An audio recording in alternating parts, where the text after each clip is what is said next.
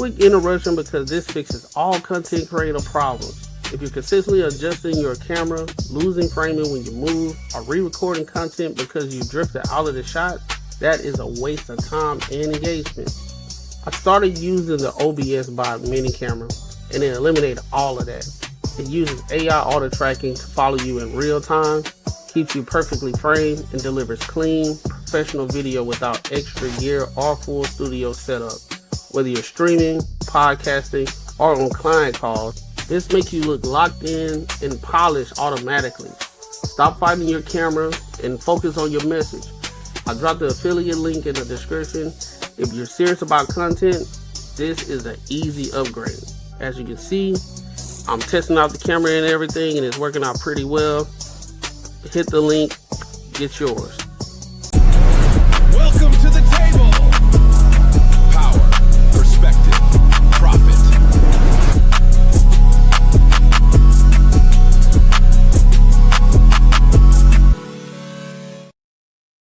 What up? What up? What up? Welcome to another show. One of the dopest shows on YouTube where we talk about everything under the sun as long as we get back to the money.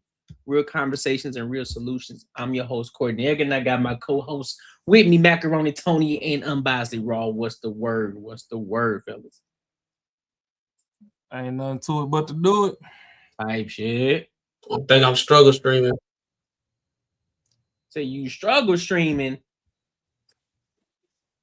Yeah, it's a delay. Yeah.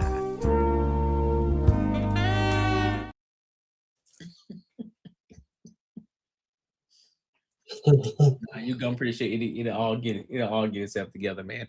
Listen, man, we got some topics to cover tonight, man. Before we get that, make sure you like, comment, and subscribe for the algorithm. Make sure you hit the bell notification.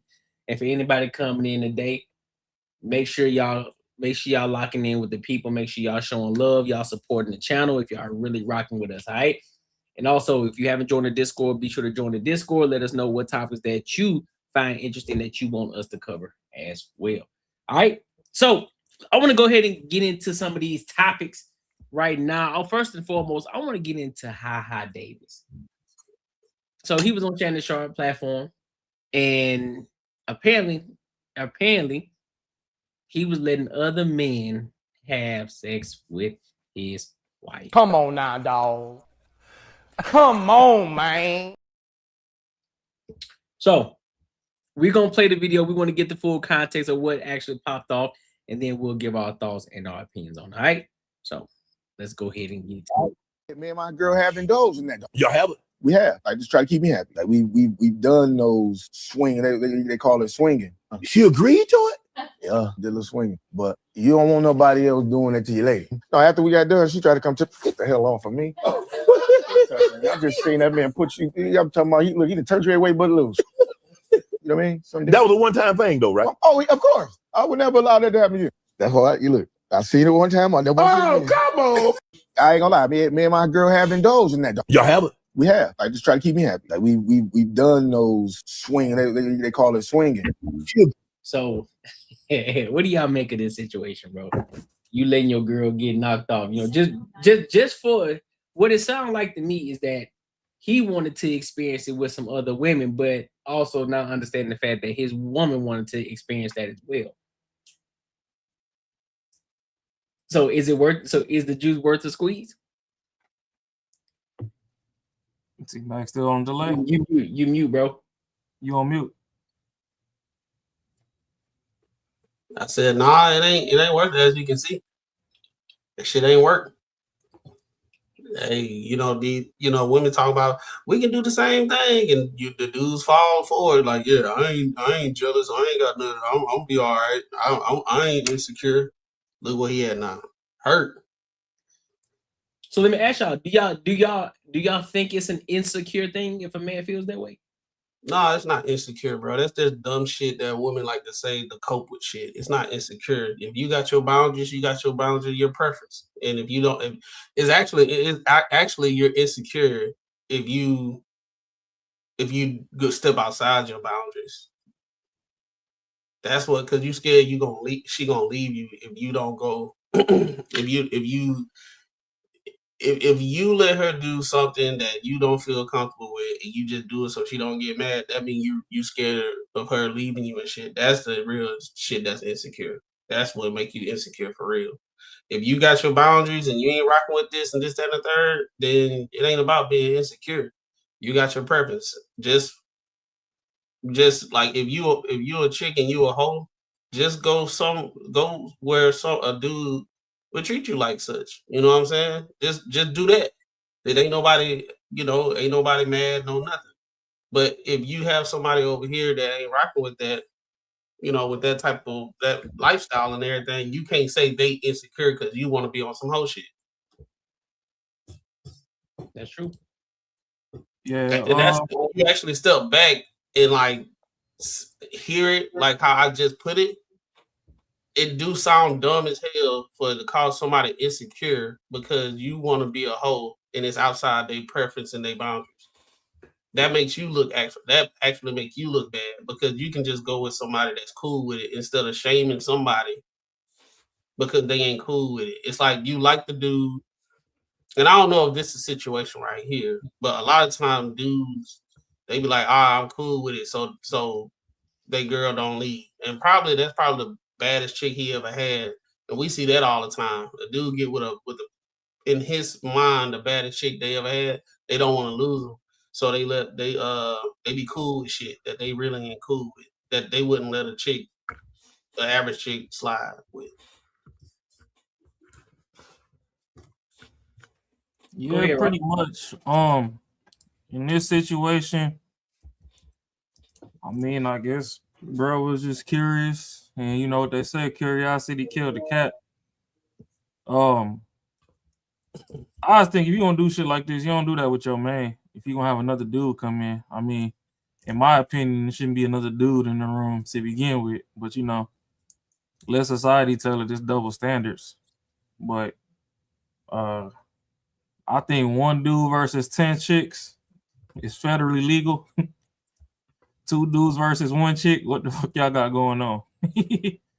True. So clearly Buddy took his damn main squeeze over there to go get juiced, and now he got some images in the back of his head he'd never shake. So I don't know. I mean, shit. If he had a side chick, you could have went and did that with your side chick. At least if you can't live with it, you can cut Shorty off. But you took Shorty you was married to over there and let her get slayed. I don't know, bro. It's gonna be a whole lot of whiskey missing in the foreseeable future. What up, Marcus? Yo, what's up, players? Computers acting all crazy. But no, I missed it. Is it a long video? No, it's not a long video. So 20 we can run it back. Take a video. Need me to play it back for you? Yeah. All right, I'll play it back for you real quick. I ain't gonna lie, me and my girl have indulged in that. Y'all have it? We have. Like, just try to keep me happy. Like, we've done those swinging. They call it swinging. She agreed to it? Yeah, did a little swinging. But you don't want nobody else doing it to your lady. No, after we got done, she tried to come get the hell off of me. I just seen that man put you. I'm talking about, he done turned your way but loose. You know what I mean? That was a one-time thing, though, right? Oh, of course. I would never allow that to happen to you. That's why you look. I seen it one time. I never seen it. So yeah, that's the gist of what he's saying. All right. So I mean, if she talked him into doing it, he was like, all right, that's cool. And then he saw what he didn't want to see. I mean, yeah, that's definitely his fault, bro. Like, I mean, that should be common sense, bro. If you most dudes are pretty protective over their chicks, and you don't want to see no other dude clown your chick. I mean, that's how I feel like sometimes it gets kind of in that area to where it's like, you try to do the swinging thing, you think you're gonna be the only one doing it, then she over there getting rocked out, and it's kind of like, all right, bro, like you kind of asked for it a little bit. I mean, it is what it is. So I asked Mac and Rob the same question. Do you think it's insecure of the man though to feel that way after actually indulging in the swinging? For him to feel like that he didn't want to touch her no more? Yeah. No, I don't think so. I mean, I think that's just yeah. I mean, that's just how it is. That's how it is. And that's gonna be real. That's why I don't understand why dudes think that they girls should be okay with it. I mean, you know what I'm saying? That's why like I don't understand how dudes think like they girls should be like, yeah, that's cool. I mean, I get it. I mean, they more jealous than us. Like, I don't get it. So, like, for me, yeah, that just don't yeah, hell no. Man. I would never do that shit. You know my stance. I'd rather cheat. Fuck that. Fuck all the bullshit. Yeah, nah. That's crazy. Okay. I get it. I feel it. I dig. Yeah, I think in this situation he put himself in that situation. You know what I mean? If you decide that you wanna swing, you know, of course, you know, we in 2026, of course they're gonna feel inclined. Well, you experience it, I want to experience it too. And not understanding the backside of that. All right, cool. It sounds good. It sounds fun. You trying to liberate your woman. You know, she can do what she wants. She's her own individual, which she is. However, once you see her in action, you see her bent over and getting her shit rocked in. It's like, hey, man. It's like, hey, dog. I don't know, bro. I don't know about that no more. So yeah, I'd rather not. Especially if she enjoyed it more than she usually do. Yeah. You know what I mean? Yeah. Mhm. You can't erase that shit. I actually saw something. It was like, I don't know, it was like a while back. You know how you be sneaking back in the day, real sex and stuff. Now I'm thinking about it now. They was actually showing something where the dude thought it was gonna be live. It was this white dude. He thought it was gonna be live, right?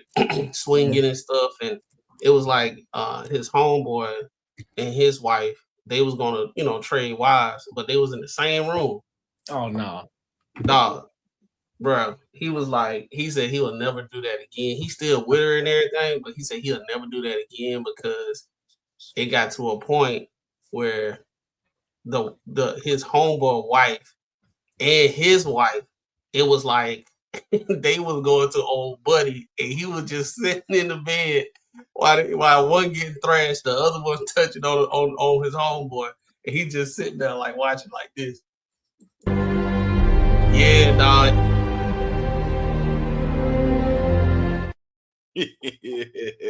Fuck that. No, but you know, on Real Sex, they actually show it, but not all the way. So all you saw was like her leg and getting pounded. He was sitting there standing like that, sitting there, and he was trying to engage, but it was just bad, dog. It just looked all bad, bro. He was like, bro, you could see it in his face.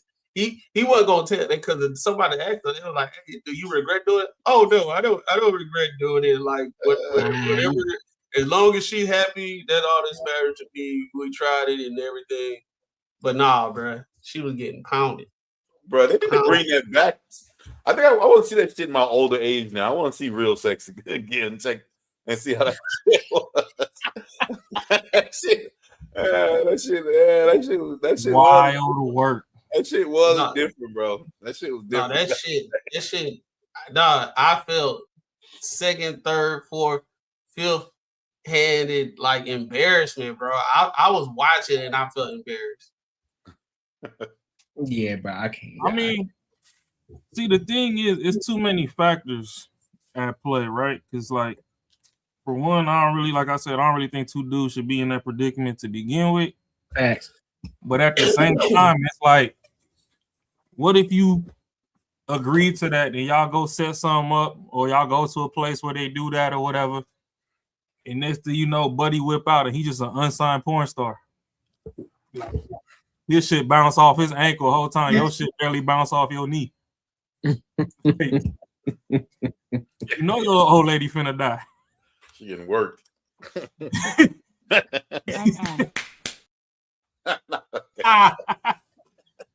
But it's like shit, you know she finna die. Shit. Now you ain't got no choice but to, you know, go look for the Narcan or something.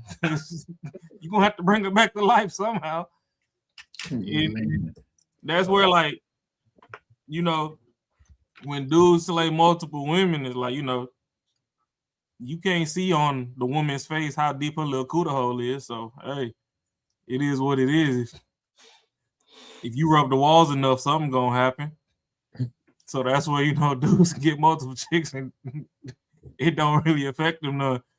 The difference with men is when men see a woman, I mean, if she taking more meat than you could offer, hey, you know that could scar you too.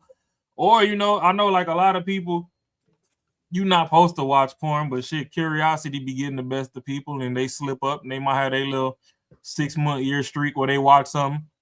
You might learn a couple new moves while you're looking at it, depending on what you're looking at. It's a little safer when you learning the moves on screen, and you got the full tutorial instructional right in front of you. And the crazy thing about this, for real though, she like say they did it, and he feel the way he feels, feel played or whatever, and he said, you know what, I ain't gonna be insecure. Like maybe like 2 weeks later, she be like, hey, you ever thought about going and doing it again? That'll hurt. That'll hurt. No, she would. Look, she in love now. But y'all ain't really got it in like that since then. She was like, you know what? Like, you think you want to do it again? I had a good time. Didn't you have a good time? No, I didn't. Because it's like it's on one hand that your wife that got smashed before. Ain't no virgin. Or your girlfriend got smashed before. Ain't no virgin. But then you've seen it in real time though. It's like a difference when you imagine it. But I ain't saying imagine it, but it's like you just know it didn't happen before. But then you seen it in real time, bro. Like you can smell it. Like you can smell like the activity going on, bro. You hear ass smacks and all that stuff, and you like really like you smelling his cologne and smelling her perfume and shit. Like that shit gonna fuck you up, bro. You can't even smell that perfume no more. Smelling the motor oil. No. he go downstairs and get a glass of water and shit. He be like, bro, get out my house, bro. That's disrespectful. Also, you going downstairs and people refrigerating now. Y'all got some water? Y'all got some water, bro? Some water? Y'all got some water, bro? Y'all got some water? Because old buddy, he ain't tripping because he thinking everything cool. Everybody agree to it. He don't know that you feeling some type of way. Hey, bro, y'all got some water downstairs, bro? You gonna smack your girl ass? Go get me some water. That's another party foul though. Fix him a whole old fashioned and everything. Go to your bar. I'm like, bro, we gonna have to do this more often, bro. But that's a whole nother party foul because if you gonna indulge in something like that, you gotta do that off site.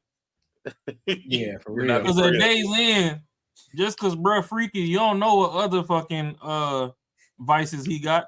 He might be a freaky ass serial killer. Now you done get him the low. Yep. Shit. The whole time you over here in turmoil about what he done did in your shorty, he might like your shorty more than you do. Yep.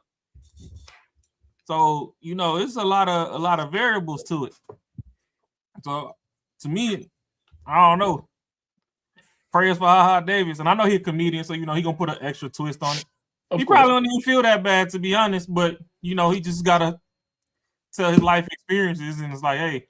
But another way too that a lot of men be fucking up too is if you gonna agree to some dumb shit like this, once you done and you back to regular life, you gotta demon dick your own bitch.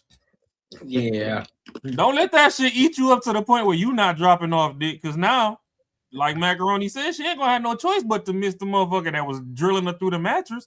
Yeah, you gotta come, boy. You gotta come. Hey, you gotta come with it. You gotta take a blue pill and a honey pack. You gotta come ready. You gotta. You have to come ready, big dog. You might have to do some things that you ain't did before. Because you gotta remember, the shit is like going on vacation. You treat your rental car worse than you treat your daily driver back at home. Thanks. It's the same thing for men. It's like, that's why a lot of women don't want to let men have an extra chick, because we know that if we got a main squeeze, we got to make that shit last for 30, 40, 50, 60, 70 years. A bitch we hook up with for the night, she just got to last till the morning. So the kind of figure four she finna be something spectacular compared to what you do with your man. Chicks love that. I don't give a fuck about you, sex. Oh man, that's how you. Hey, that's how you. Soon as she walk back through the door, you gonna have to grab her by the hand, like, hey man, you have to be there at the door, let them know what it is, bro. You gotta listen. You gotta let them know who the king is. Listen, bro, I'm telling you now, mind you, I'm not going to indulge in it, but I'm just speaking from the aspect if that's somebody out there. Listen, bro, you can't come back. She can't come back through the door, and you talking about how was it? No, you got to let her know what it is as soon as she walked through the door. Hey, get on your knee right now before the door even closed. Grab her by the hair. I'm talking about you gonna have to do some shit that you ain't did before. You gonna have to, bro, and let him to assert dominance. You got to. You gonna have to disrespect her that night. It is what it is, bro. You gotta disrespect her.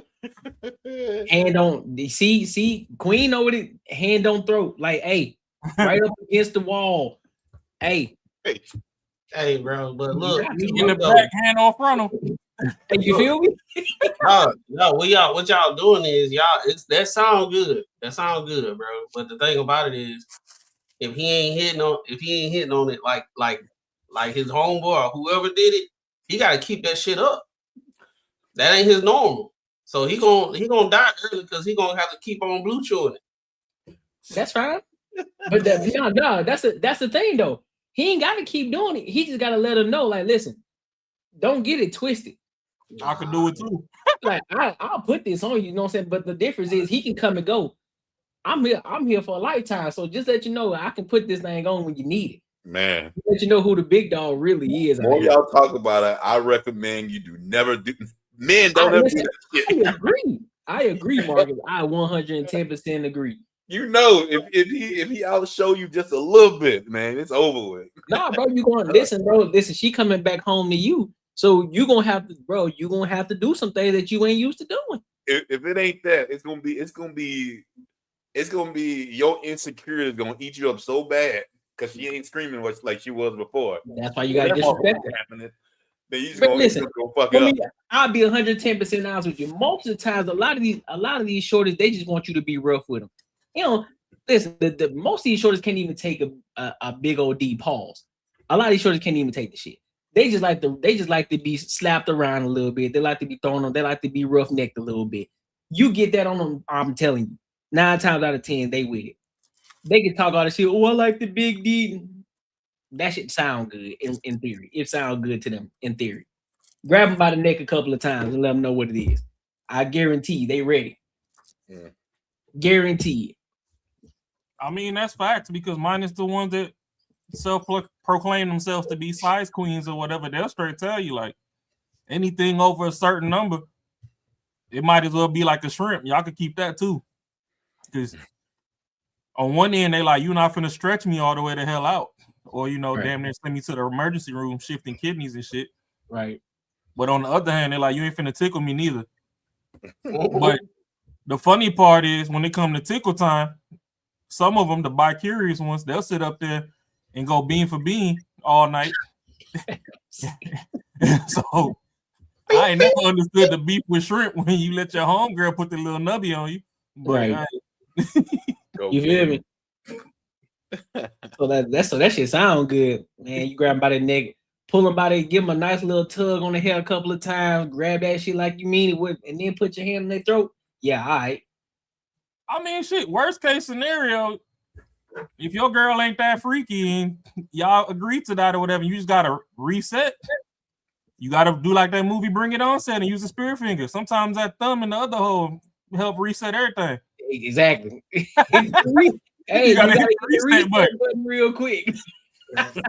Hey, look, that's the Sega reset button. Sega. She back. Hey, look, she back brand new. She back brand new, dog. We in the game. Hey, man. EA Sports. He got that in the game, boy. I'm telling you. What was that? Hey, it's like when that damn Nintendo 64 got the glitch in mid game. You pull that cartridge out and have to blow on it. That's how that. No, shorty. We ain't talking about no. We talking about in y'all shit. We don't do that. Hey, dog. Hey, bro. Hold on. Side note. What is it with? It's like an epidemic these days. Women always try to insinuate dudes are gay these days. Like they flip it out of nowhere all the damn time. They always gotta come with some sassy. No, we're not talking about us putting the thumb up. We talking about putting it up y'all women's. But that's the difference. That don't make no sense when we talk about. Oh yeah, you gonna have to reset it because the whole time we talking about like how your girl like getting beat down by somebody else, and you gotta get it. You gotta make her understand. You got the juice and all that stuff. Well, you know what it is though. What sense does it make putting it up our own behind to make her feel better? It don't make no sense. Like I don't even know how she got that. Mac, here go the problem. It's all I would say like 85% of women are bi-curious, right? They trying to project their shit on us. A lot of the times when women speak, no matter what they speaking about, it's all projection. So what's really happening is there's one of them shorties that go bean for bean and take that silicone. You know, they be like, I'm on this end, you on that end. They get that double ender and they start going fucking accordion on that motherfucker. They think they're the little Slinky from Toy Story. But now when they in the room with men, they think that all the shit that they doing or they little darkest, deepest dreams. Because some of them women too, they don't just talk loud and shit in traffic, acting masculine. They also want to dominate men in the bedroom. Just like you got that one lady that got that interview with real life street stars or whatever that was over there talking about how she was the one that turned out Chud the Builder. So that's the thing. They project all this bullshit. No, they be talking about dudes gay and all that stuff, bro. But they be the main ones feeling on each other, smacking each other on the ass openly. They be dancing with each other in the party. They be talking about, oh, girl, your titties look nice and shit like that. But then turn around like, y'all niggas gay because y'all talking about whatever, goddamn. You gay for anything these days. See, you gay for she just exposed herself in the chat. She like being dominated. Hey dog, you like being a dominatrix. You gay for having an opinion these days. If you got an opinion that's different from a woman, oh, he's sassy, he gay. But you gotta remember, Mac, a lot of the women don't want to be friends with you unless you close to that bullshit gender fluid or whatever the fuck they talking about. So the thing is, in they circles, everybody they run around, they don't suck the little dookie off the tip. So now they think everybody else is fucking toilet pose. Toilet pose. Like, nigga, my name ain't Plunger. We ain't finna play that. Like I said earlier, even when it come to flipping a bitch, two niggas should not be in front of the bitch butt naked playing around with shorty. It just and that's just a double standard, but it is what it is. Because I'll take 4, 5, 6, 7, 8, 20 titties around me all day with the holes to go with it. But another dude come in the room, I gotta go. These your hoes. I see what type of chick she is. I get it. I ain't even finna entertain. She must be around it a lot, so that's all she know. Oh yeah, that's the spirit of Atlanta. That's all it is. You know, because these dudes be gay these days. They be listen, Bomb Cherry. You can easily drop up. Like I said, if you want to come up, if you want us to bring you up, you want me to send you the link. Drop a super chat, minimum $10 for you to get up here. You can get your thoughts off. We'll be quiet for you to get your thoughts off for 60 seconds. She ain't gonna do that, bro. I know they ain't. But I gotta put it out there for them so they know it's out there for them to come up. Feel free, drop a super chat, $10 minimum. Then I'll drop the link for you. You can come up here and say whatever it is you like, as long as it's on the topic that we're talking about, nothing else. Yeah, you're right, Bomb Cherry. Gender fluid was created by men. Every time I bust a nut, I'll leave some fluid behind. I don't know the gender that's in there. Hey, I knew he was gonna come up with something. Sensational.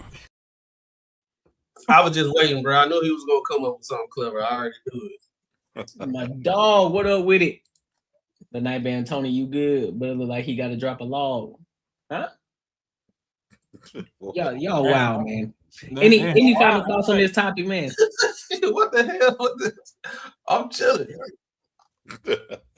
And no final thoughts. Hey, never do this shit.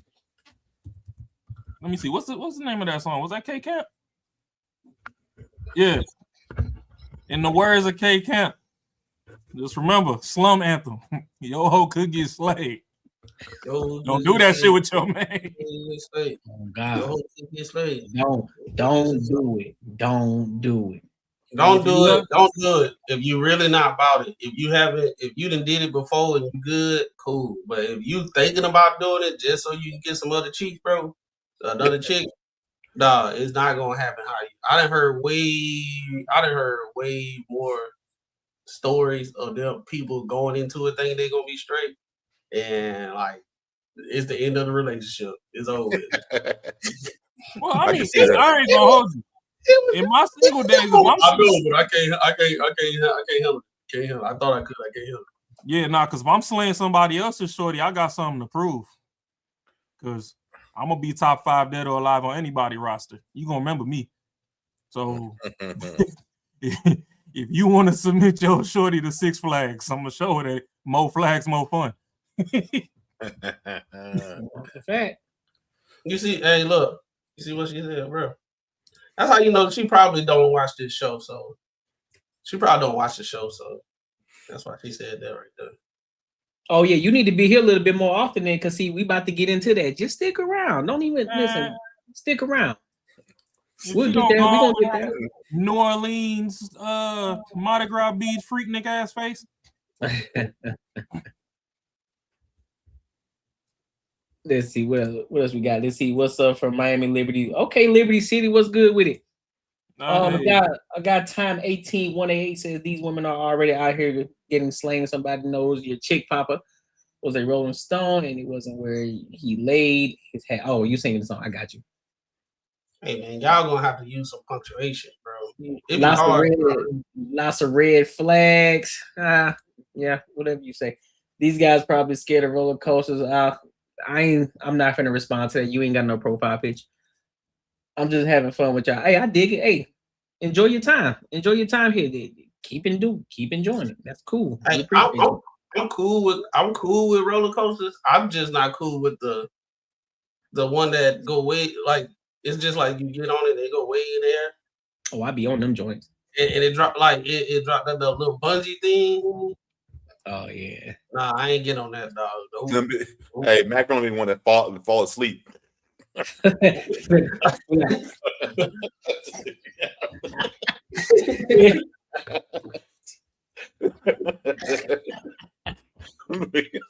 Oh yeah, hey, yeah, I'm scared of that one. I can get on any roller coaster except that one right there. That one you go straight up and go. No, sir. It's like I'm done. Nursery Bob. Shit. That's funny. All right, let me read this. Let me read this real quick. Shout out to the girl Ambition Zoe. Oof. For joining the ENG community. I appreciate you, beloved. I appreciate you.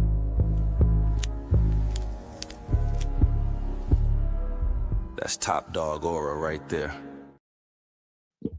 Appreciate you for showing the love, Ambition Zoe. I appreciate you, my love. He said, make call at the drop tower. Oh, God. He said, Unbothered, what's up? AKA Future. Oh, yeah, she called you AKA Future. Can't call him. AKA Future. Sensational. What's happening? That's wild work. Oh, you said that ride's called Drop Tower. That's what it's called, Drop Tower. Yeah, that's it right there. Yep, that's it. No, sir. Since we ain't fully started the next topic yet, while we still on a half little intermission, did y'all see that video from Brazil? What video? Never mind, Marcus already seen it. Yeah, hold on, what video? Video for what? Some shorty, she got sent back to the gulag. Oh yeah, I saw that. Yeah, I saw that, bro. She got sent back to the gulag. What you mean? What she got in a fight zone? Nah, she ain't have a rope. She ain't have her stuff on, and they tossed it right off the goddamn bridge. No, she had the harness. They just ain't connect the rope. Yeah, that's what I'm saying. She ain't had the full safety stuff. They ain't put the bungee on, so they tossed her. She over there with a damn 360 camera in the arm and everything. Just all I'm gonna say is, I Believe I Can Fly had the saxophone playing in the background. Is this recent? Yeah, it just happened not too long. I mean, it had to be like it happened this week. Yeah, it was. Yeah, that's crazy, man. Yeah, that shit was egregious. I heard. I mean, they probably bullshitting, but I heard like the dudes who did it fucking took off. Like it was like, nah, they got arrested. I seen a video where they was all arrested. They did. Okay, shit. Damn, that's crazy. be hung over at your job. He's like, man, I don't want to be here, and forgot to put that fucking rope on. Now you go to jail. Yeah, you know what? I want to go ahead and get into the meat and potatoes of this because I want to talk about this. Make sure ain't no thumbs in it. Man, you wild. Yes, sir. So, ambition of a rider. All right, say less. My ambitions as a rider.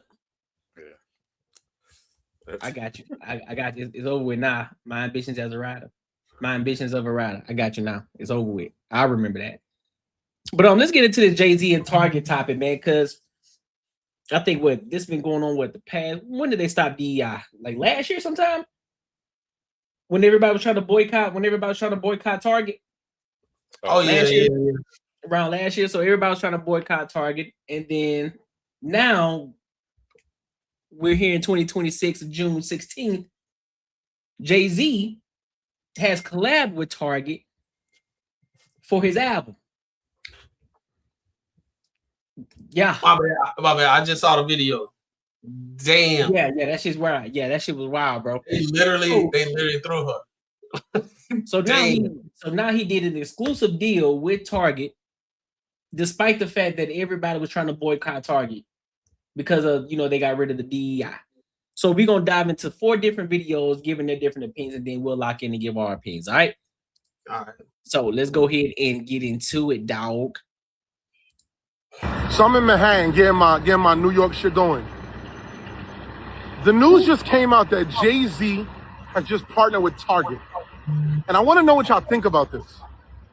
The 30th anniversary of Reasonable Doubt on June 26th, Target is going to have an exclusive release for this. They're going to put out a vinyl. They're going to put out new inserts. They got new songs on it. They got a bunch of new shit going on with this. But it draws this attention. And I love Hove. Like I said, this is the Brooklyn shit. We love Hove. But does this look weird? They say we're not fucking with Target. They say Target was the company that took away the DEI hires. They weren't really messing with black people. They weren't messing with minorities. This is not good. We're not supposed to love Target. We're not supposed to rock with it. Right? Then Hove, who's like the unsaid leader of black culture and hip hop. This is the real shit, right? He then goes and decides to partner with Target. Now, does this make y'all feel a way? Does Hove owe the community and the culture forever to where it's like, yo, bro, no matter what goes on, Hove is never supposed to do something that goes against culture. Does he owe us that? Or is he free to do whatever he wants? Or is this weird and funny business because Hove literally decided to do it? I'm in front of West 4th. I'm just outside. But I want to know what y'all think. Does this look bad for Hove? Are we mad at Hove? Are we disappointed that he does this? Or is this all cool and all fair in business? All right, so we got that part of it. Now let's dive over here to here. Be partnership over principle. We remember when he backdoored a Dame Dash, when he made those partnerships in his own favor. Then we seen when Colin Kaepernick was going through it with the NFL and ended up being blackballed. He didn't come to his defense. And now right in the middle of our very own people, his very own people, being in the middle of a Target boycott, he is partnering with Target. And so I think what the biggest issue is here, that we look for these quote unquote iconic people that so many idolize to be leaders. And for them, it's only about legacy building, and that's their own legacy. Forget the people. And we got one more video.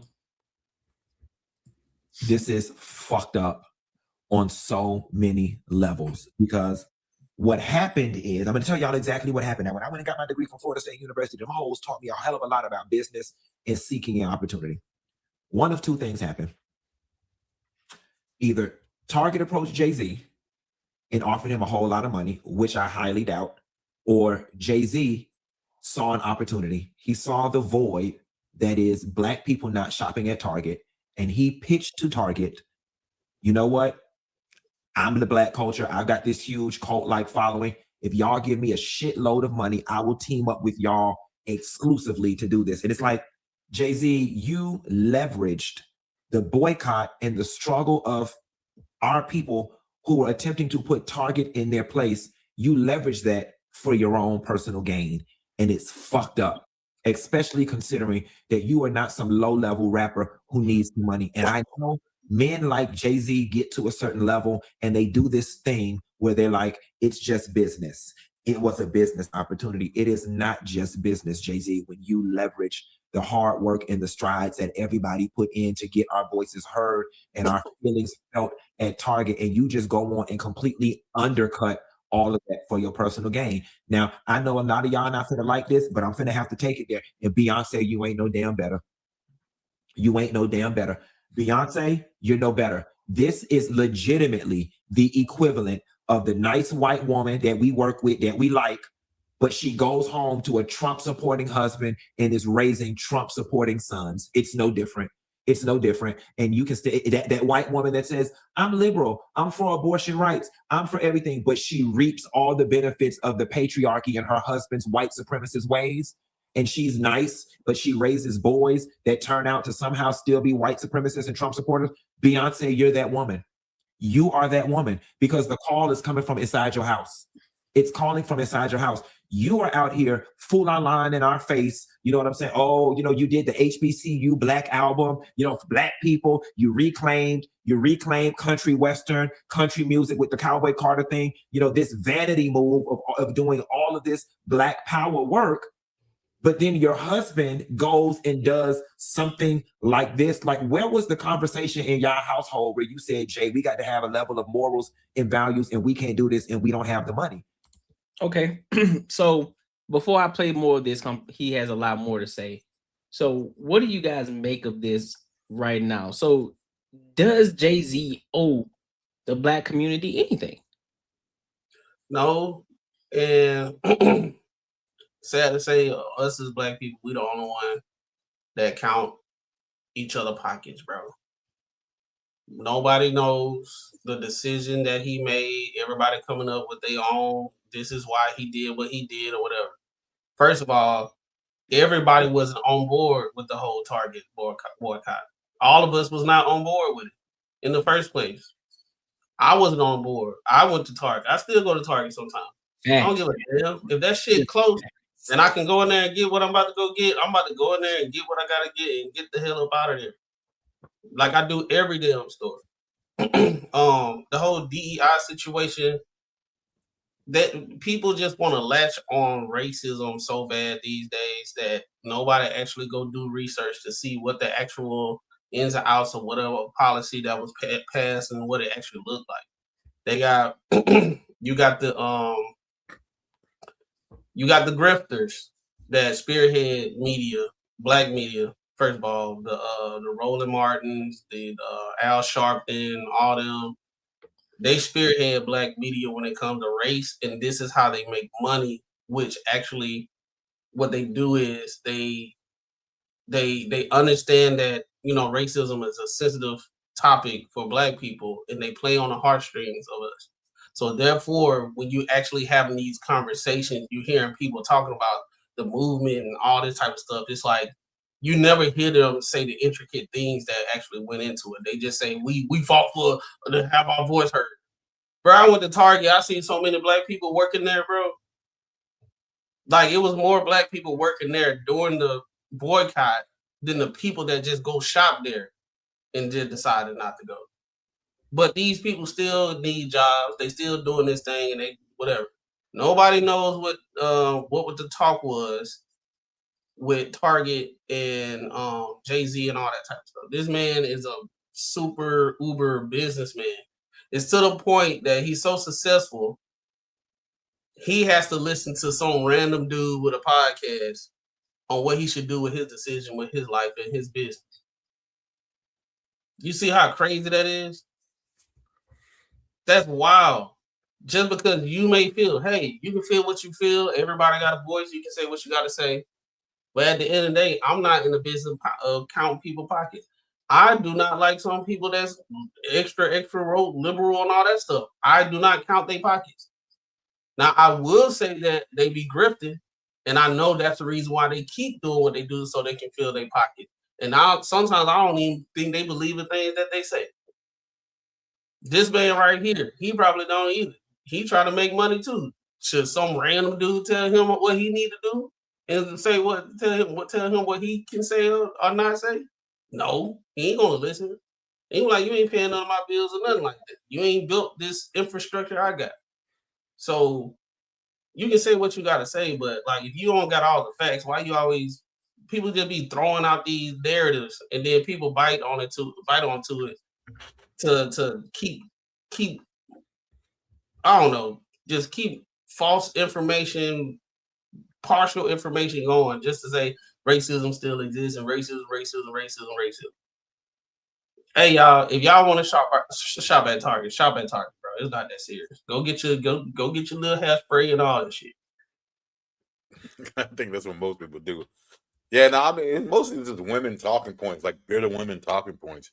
Like they're gonna get someone to stop to take down something as big as Target because you butthurt about some bullshit that you don't even know nothing about. I mean, so at the end of the day, I don't think most men who are really men, well, I ain't sitting out here saying I ain't going to Target. If you can go to Target, go to fucking Target. Like, and they don't give a fuck if Jay-Z making money off like fucking making a deal with Target. These are only like bitter women who fucking give a fuck about this shit. We know we can't take down nothing that big, and at the end of the day, we wouldn't even try to. You still got shit that I like. I'm not trying to take the shit down. Like it is what it is. I hate spending money anyway. So what the fuck does it matter? That was crazy. That was crazy. That man said he ain't taking nothing that big. That's crazy. Yo, you a wild boy, son. Hey, true statements all around, man.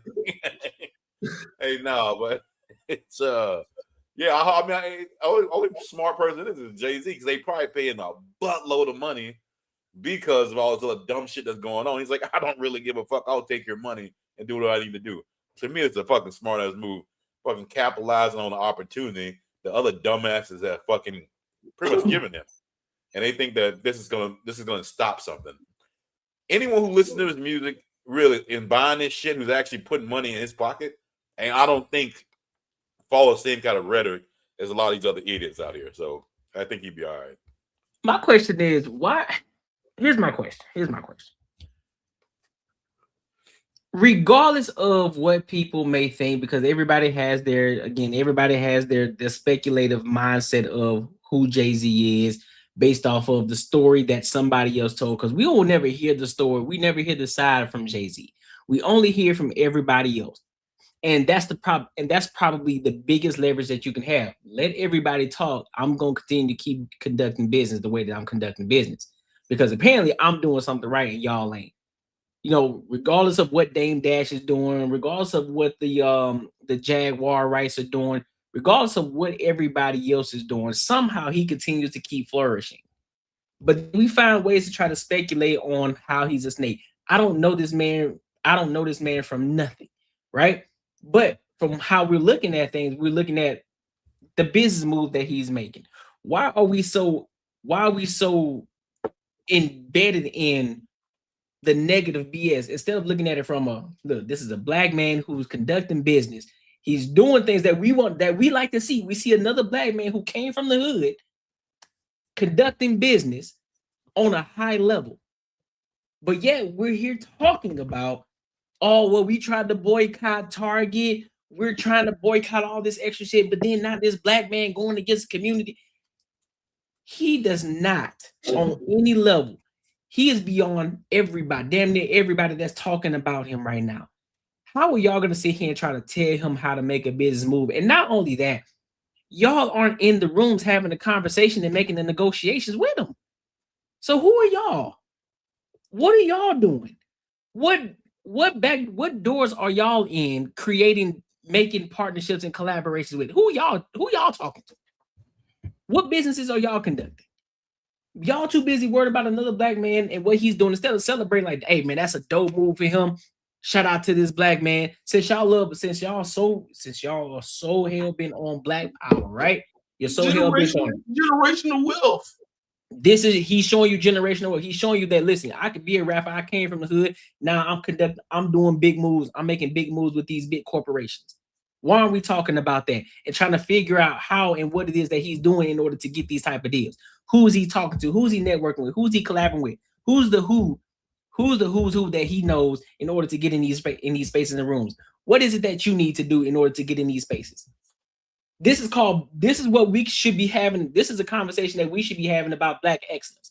Instead, we're looking at a sassy man in a tank top up here talking about what he shouldn't, what a billionaire shouldn't be doing, who's taking care of his family and creating generational wealth. That's what we're doing.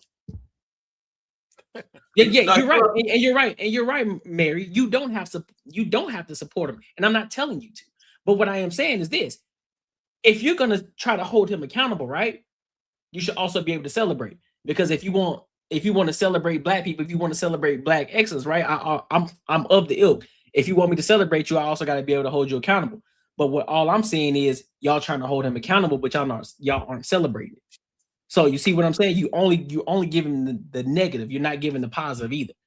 So you got to be able to do both. If I can hold you accountable, guess what? I gotta be able to celebrate you too. But if I can't celebrate you, if I'm not gonna celebrate you, I'm not gonna talk about you only negatively. See what I'm saying? If you want Black excellence, that don't make sense. What you mean he ain't Black? Look at him. Regardless of what he said, he's Black. He's a Black man. He got an afro. He said she talking about what he said. I'm not Black. I'm OJ. The song. No, I know the song. I know the song. About, I'm not Black. I'm OJ. Oh yeah, I know that part. Yeah. But this is the crazy thing, though. This is a great social experiment. This is the best because if you just take a step back, I always tell people take a step back and be just very, very objective about the whole thing, and it saves you from saying some dumb shit. No. Target probably even reached out to him and said, "Hey, we see a tank in our sales, this, that, and third because of the whole DI situation. Go hit up Jay-Z. Jay-Z probably has some terms and conditions for him to partner with him. And one of the things, it might be some Black initiative. He haven't even got to the point of rolling it out yet. But people so fast to jump to conclusions, and you just see how the Black community is shaped right now. That we don't have enough patience just to see, well, Jay-Z partnered with Target. Let's see if he do something. And then after some time we don't see nothing, he did something for the Black community. Then y'all can say everything that y'all saying. But y'all, Black people love to hate Black successful people so much, bro, that nobody sat there and be like, maybe he may have some terms and conditions for him to even consider partnering with them. Maybe you got to do right. You know, I don't believe in all this stuff. I'm just saying for the people that's Black and Black woke, maybe it might be something that he actually talked to them and said, "Hey, well, these are the Black initiatives that we have. If y'all can't do that, then I'm not partnering." You know what I'm saying? We so quick to tear each other down that we don't even give each other a chance to see what's gonna happen. Because, bro, the crazy thing about it is when he took over the whole Super Bowl, the music situation for the NFL, music and all that stuff, people were jumping for joy and said, "We gonna have some Black stuff. We tired of hearing that country music and shit." But it's crazy that entertainment has captivated us so much that we jump on the bandwagon when it's about music and shaking ass and shit. But when it comes to like stuff like this, he sold out. He sold out. So when it comes to business, he sold out. But when it comes to business, but so you can be entertained with music and stuff, that's okay. Now we on Jay-Z bandwagon. Now he getting Black people to perform in the Super Bowl because we tired of hearing Kid Rock and shit. But hold up though. Didn't we not have Kendrick Lamar after the beef with him and Drake? That was Jay-Z's doing. Jay-Z had a hand in that. But a lot of people, guess what? The Black Power people, they loved it. Myself included. I was like, shit, hell yeah, I'm rocking with it. I was rocking with it. Even though I like Drake too, but I was rocking with the whole Kendrick shit. I was rocking with it. But yet here we go again. It's all speculation at the end of the day, regardless of what you're saying. And I seen a comment where somebody said, what has he done to help the Brooklyn community? What do you mean, what has he done? He's invested into the Brooklyn Nets. That's giving back to Brooklyn, isn't it? What are you doing? What are you doing? What are you doing to help the community? What are you doing? Instead of you trying to ask for a handout and waiting for an entertainer who's built himself up to do something because he don't owe Brooklyn anything. And apparently, because you're saying that you're from, maybe because you're vouching for Brooklyn, you're from Brooklyn. So what is it that you're doing for Brooklyn to help Brooklyn out in order to help Brooklyn catapult forward? What are you doing for your community? That's the question that needs to be asked. Instead of worrying about what this man doing and how he should handle his funds and money. Last time I checked, he the billionaire and you ain't. Make it make sense to me. Somebody brought up Obama. Yeah, I knew that was coming. Yeah, it is. It is what it is. What you got? What you got on this, Raw? You ain't saying that yet. Yeah, so since we talking about NYC, baby, first thing I'm gonna say was Knicks in 5. Shout out to we the outside. Know what I'm saying? Boy, I ain't never been happy to go buy a jersey in my life. I finally get to fucking get some sportswear back on. Outside, I got shit ordered. Yeah, I got the finals white jacket coming in the mail. Blew a nice little ticket on that. So if y'all support the Raw is Law Fund and drop these super chats so I can make it back, I will appreciate it. I can't wait till the Pele 3-time All-Star drop. I'm copying that too. I know that's gonna be like a light 2 bands. Hold on, let me interject real quick. I'm gonna let you go. My bad. Stop making everything about somebody being fucking sassy, bro. I'm getting tired of y'all with that shaming language. This ain't nothing sassy. Ain't nothing ever been sassy about me or anybody else on this panel. Stop doing that. If you're gonna have a conversation or you disagree, just disagree. This ain't got shit to do with being sassy. No, you gotta let him have it, bro. He put Atlanta in there. You gotta let him have it. You don't see me with a pride flag. You don't see me with a pride flag. You don't see me doing nothing that sassy, especially nothing like this guy in this video here. So don't do that. Don't do that. They don't never call them sassy. They always say that what I said in the beginning. If you have a difference of opinion, they're gonna go straight to that. Like, it's easy. Now the problem is y'all gonna keep using it so much, it's gonna be nowhere near effective of what y'all think. Go ahead, Rock. My bad. No, you good. Once you see Atlanta in the title, you ain't even got to interject. You already know what type of sign they on. So as far as boycotting goes, I've always said niggas like supporting shit they can do for free. Boycotting keeps money in your pocket that I ain't gonna say that you barely had. I don't know everybody's situation, but if you ain't have it in abundance, that's why you fucking being stingy to where you go. If Target got the products you need, go to Target. I'm not boycotting Target because y'all still ain't gave me a fucking real justification of the need for me to go boycott Target. Plus, everybody baby mama look better in Target than they do in Walmart. Target got the heavy cheeks and the Fabletics with the slim back. Shout out to Fabletics. Pushing strollers with a smile. You know what I'm saying? And you go to Walmart, ain't nothing but rainbow leggings with the holes in them and big backs. I'm taking my talents to Target, baby. Big bags. See, when they lifted the DEI, was it Tabitha? I don't remember shorty name with the hair care products. Motherfuckers talking about, oh, we got a boycott. They pulling all this stuff. DEI. Whoop.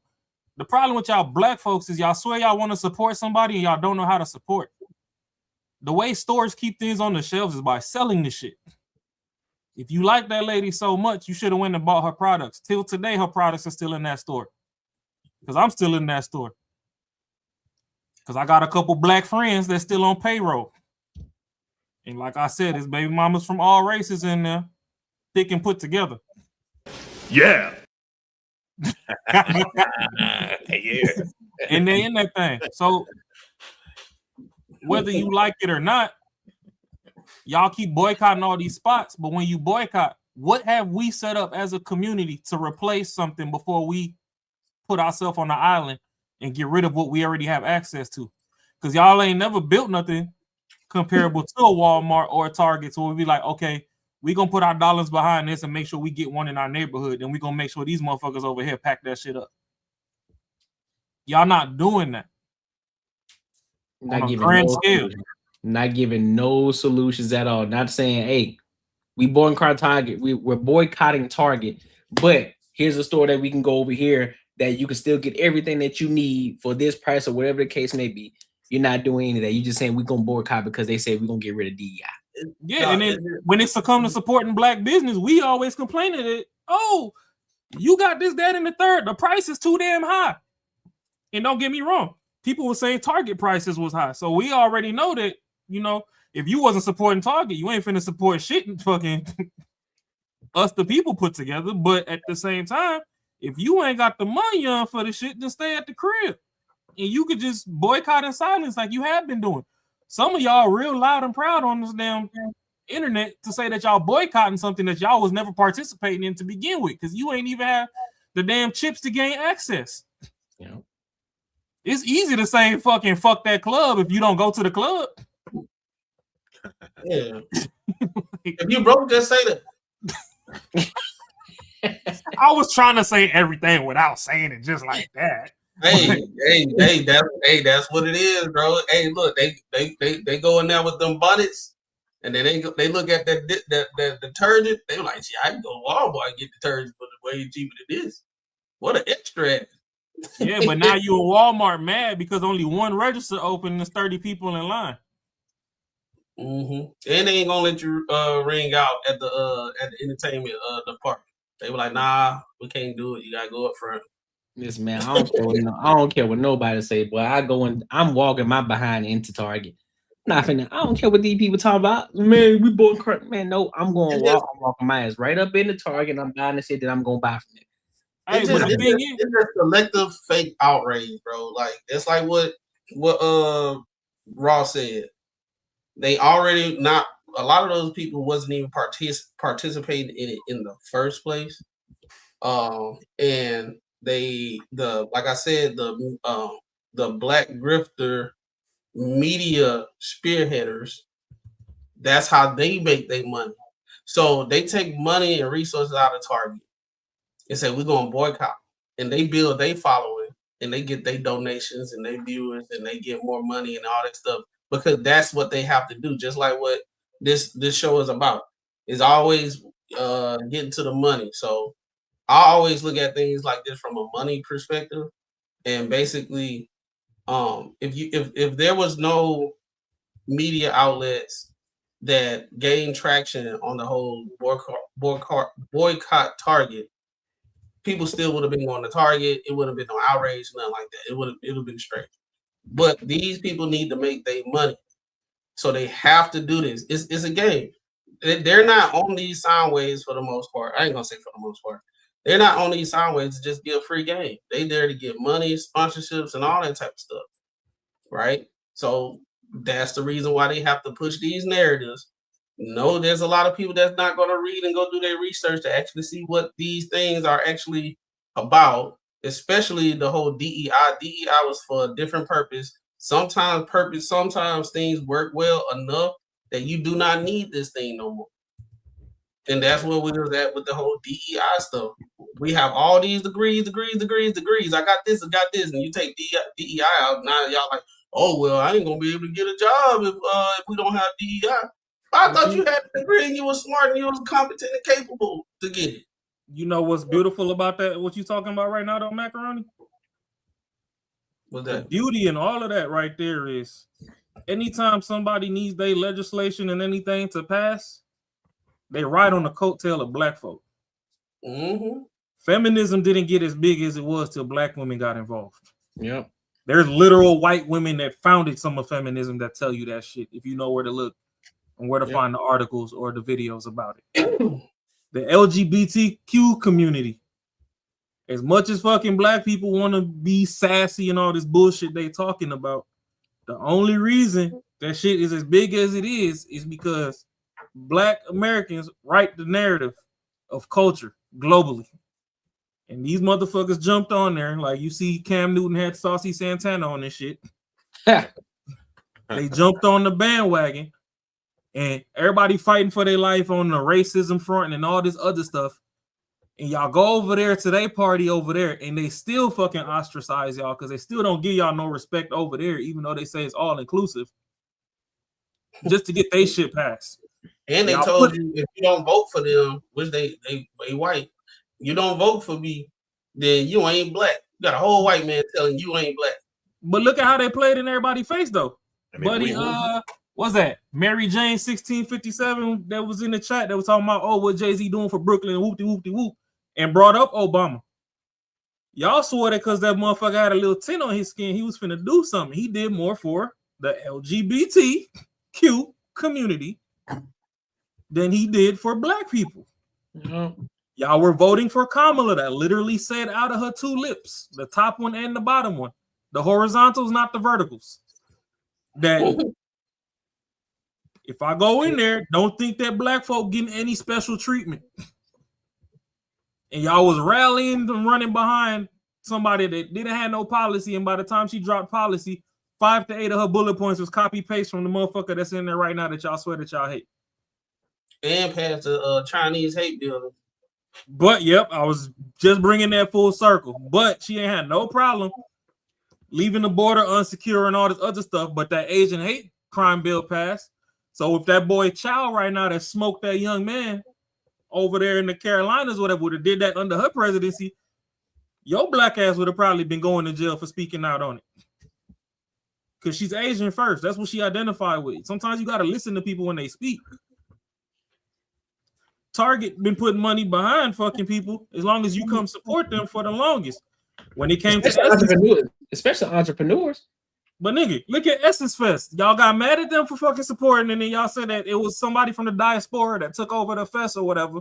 So y'all ain't want to rock with it just because you said, you know, the imported black folk took over. Then they was partnered with Target. Come to find out that person was an ex-employee of Target anyway, so they just probably knew how to get a bag and connect the dots. Y'all was mad at Kai Cenat right before he partially retired from streaming when he did that whole Target deal.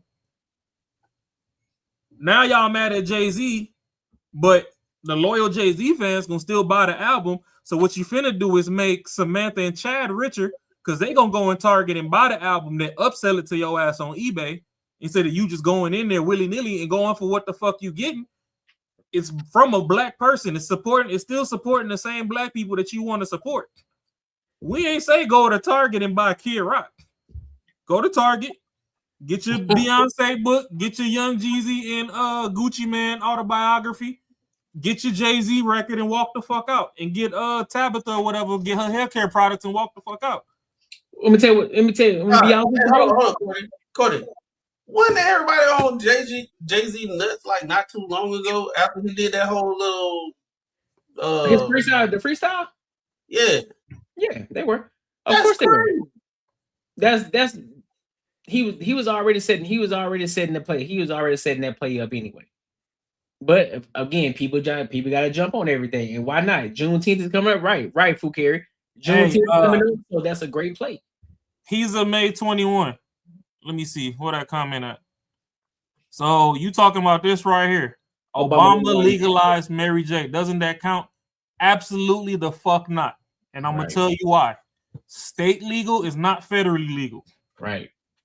So just because the state lets you slide, if they really want to get your ass, pause, they can still come scoop you. I know people that work for corporations that have federal government contracts. If they catch you with a seed on your shit, you over with. And we're in a state that is legalized. So no, it doesn't count. If you're not going to make sure that it's legal, and then everybody that was locked up behind marijuana only charges, you know, if you got caught with a little 3-5 and you got 5 years, if they ain't free you, and you ain't did shit else in your life but smoke a blunt, then it does not count. Yeah, it's kind of y'all like gotta let these motherfuckers. It's almost like the Roe v. Wade, how they gave it back up to the state instead of making it federal. Same thing. A lot of people just they hear one thing again. They just hear one thing from somebody else and they taking it around with it. And they just regurgitate the same information. So that's how Brittany Griner got caught up. Yep. She was like, "Oh shit! Well, when I'm back home, the shit legal. So I'm gonna come over here to Russia and I'm gonna just, oh snap! Y'all don't do this over here. Please free me." You ain't understand. You ain't in America no more. See, y'all hate America. Y'all hate America when it don't benefit you. But you love America when you need them the most. When you need them to benefit you. And y'all can remember on this pod, I was the one that was fighting for Sha'Carri when her peoples died and she got caught up smoking and shit. I was the one that like shit. It's just a little weed, like let's show this slide. But realistically, the organization that she was running for, they don't really support the shit. It's not federal. So just because you could do that in your apartment on the balcony, don't mean that when you cross state lines, you cross the wrong state that it ain't legalized. You still getting a 5 to 10. Mm-hmm. Facts. Well, let me play a little bit more of this video. Marcus, you got something before I play?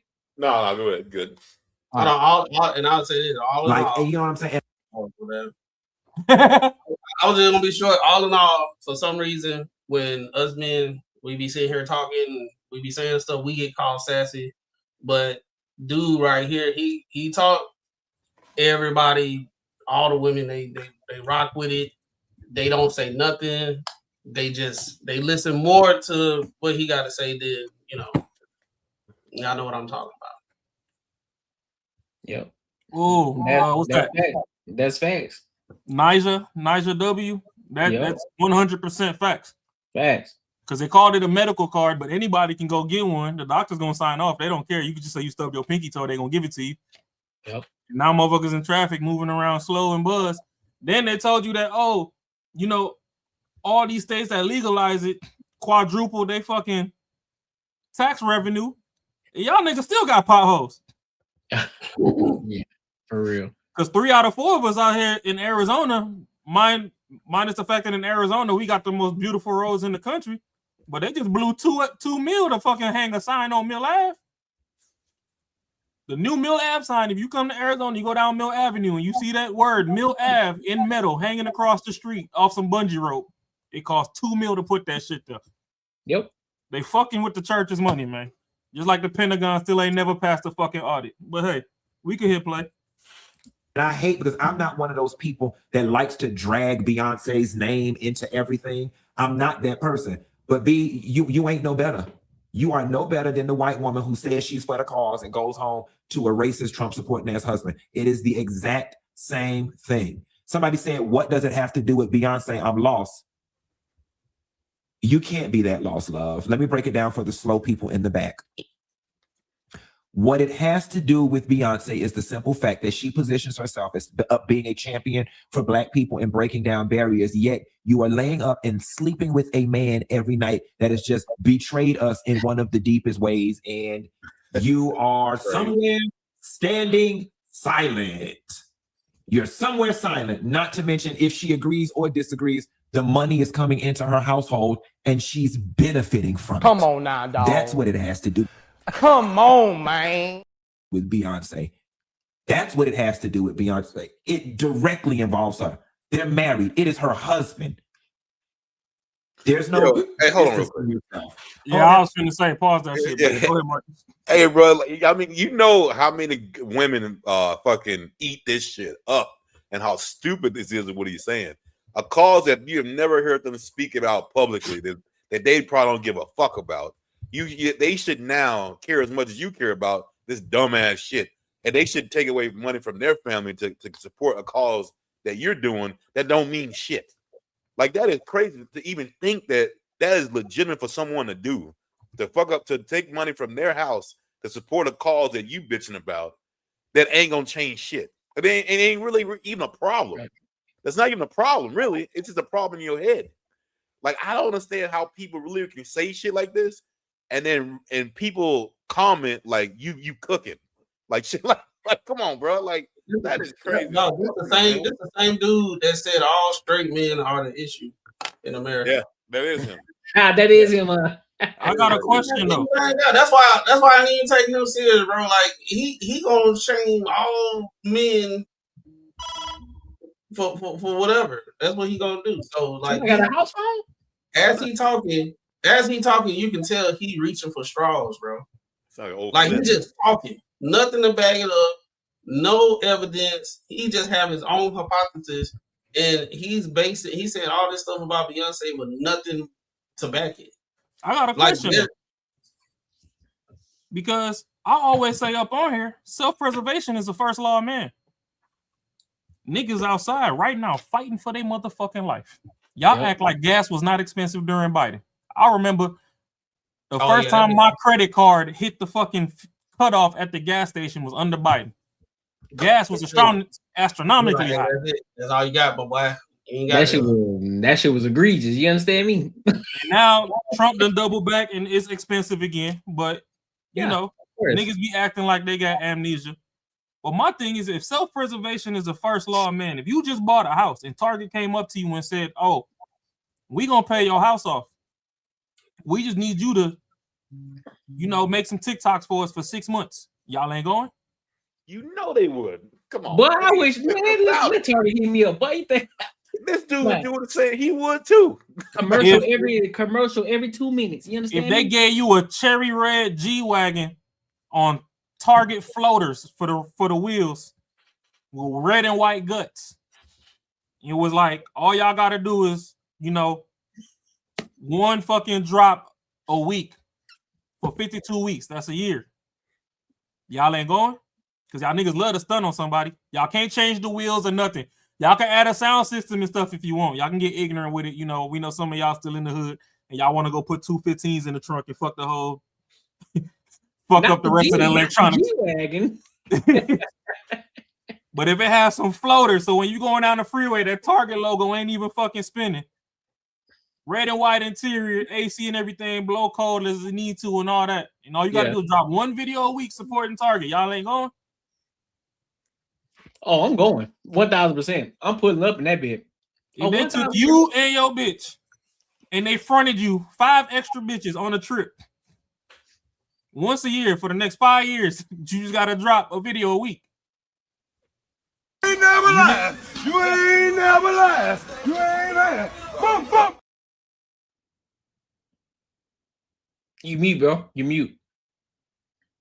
I think you muted just yet. Oh yeah, no, it muted when we played the drop.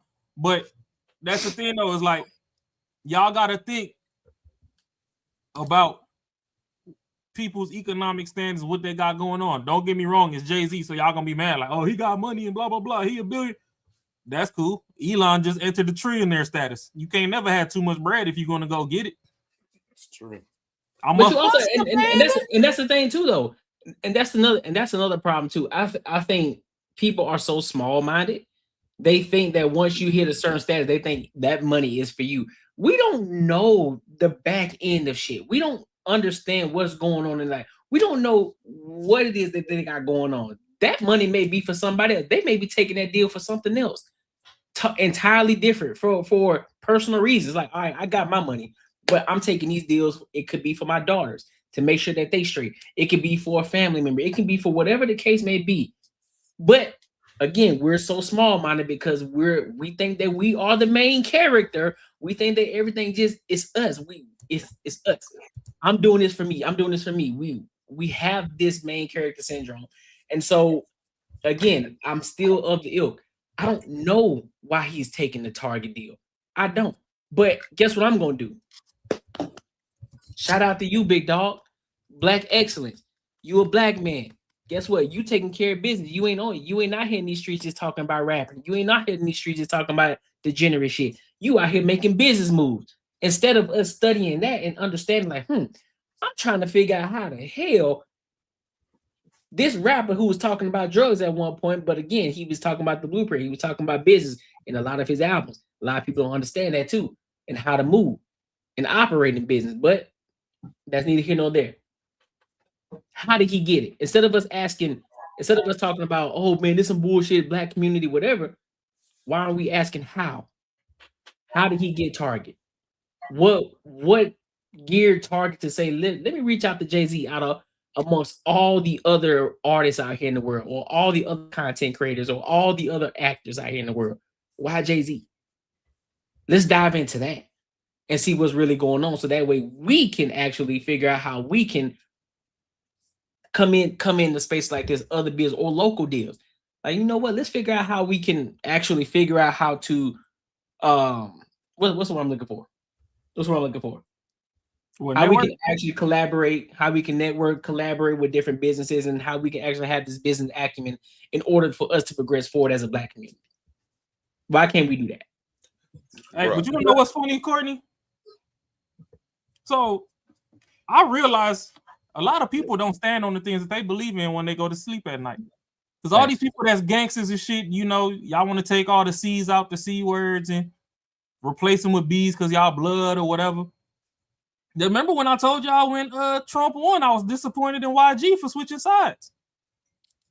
You a blood, and all of a sudden you magically Democrat. You with the Blues now because you don't like who going for the If you was banging blood heavy, you should be everything red.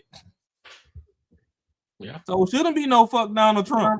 The person that should have said fuck Trump was Snoop. Yeah, true. Snoop fly the blue rag. But y'all let these people fucking get y'all out y'all element that y'all swear that y'all stand on. When it comes to some political shit and all this, y'all worried about what Jay-Z got going on. If you ain't going to Target, don't go to Target. That don't mean that Target ain't coming to you. Because when y'all ordering that toilet roll off eBay and Amazon, that shit's on a cycle. It's whoever got it in stock. That's where it's shipping from. Just because that shit say Mark James 62 don't mean that that's an actual person. That's Target's 160-second shadow account. Yep. Just so they can clear their warehouse out. So you supporting all this shit indirectly. Just like right now, y'all niggas say that y'all trying to boycott Asians. Oh shit. I still ain't seen y'all post y'all Jordans for sale for the low. Oh God. That Straight don't off of count. StockX either. That don't count. You know what I'm Half of saying? y'all bought them off of StockX too and Go. So I don't want to hear none of that shit. Because 80% of the shit in your house right now say made in China. The other 15 say made in Thailand. Then you got Indonesia. Then you got the little 4-5% that's left that motherfucking Clinton ain't sell off that say made in the USA. And half the shit made in the USA ain't even made in the USA. It's assembled in the USA. Yep. The shit is made elsewhere. We just the last finishing touches on it. So boycott for real. Y'all niggas was crying that y'all wanted them Chinese cars until Chow went pow. The crazy thing about this is the reason why there's this kind of stain on black men these days, because anytime a black man is doing something successful, for some reason, us as the black community gotta kind of find a way to make them a villain or something like that in some type of way, right? Ooh, hey Nikki. If black men out here doing some real shit, making money, being good men, X, Y, and Z. If he taking care of his kids, you got women trying to make him to be out a bad father and won't let him see his kids. If he making money, he doing what he's supposed to do. Something wrong with him. He corrupt. If he's standing on some man stuff, he's sassy. He does X, Y, and Z. So we always get a bad rep when it comes to like anything that we do, anything in our endeavors. So anytime we have collective conversations, women say, "Y'all men ain't doing nothing." But every time we show an example of a man that's doing something, we gotta throw dirt on them, because we can't say black men doing good. You know what I'm saying? We can't say that because it's supposed to be black women doing good. So we can't just be both as a black community be doing good, because there's always gotta have that imbalance of this I guess this war that's going on. Like if black men say we doing good, no y'all not. Black women doing good, y'all know y'all not. So it's just like, I don't know. Yeah, never ending cycle. It's a never ending cycle. And like I said, bro, if it's about music and entertainment, we all for it, because it's the same people talking about this, that, and third was just on his nuts the other day when he did his freestyle. And hey yo, but when he actually doing real deal business moves, now something wrong. And then let's throw Beyonce on the bus too.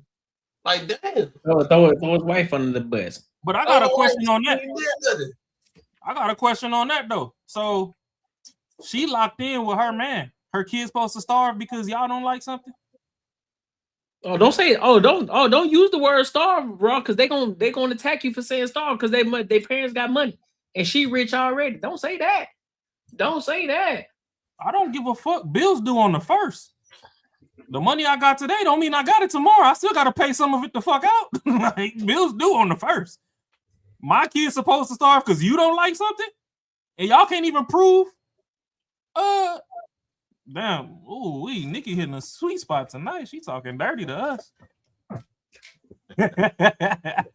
But nah, on the real. Hey, yo, Mark is about to fall out the chair. I killed it right there.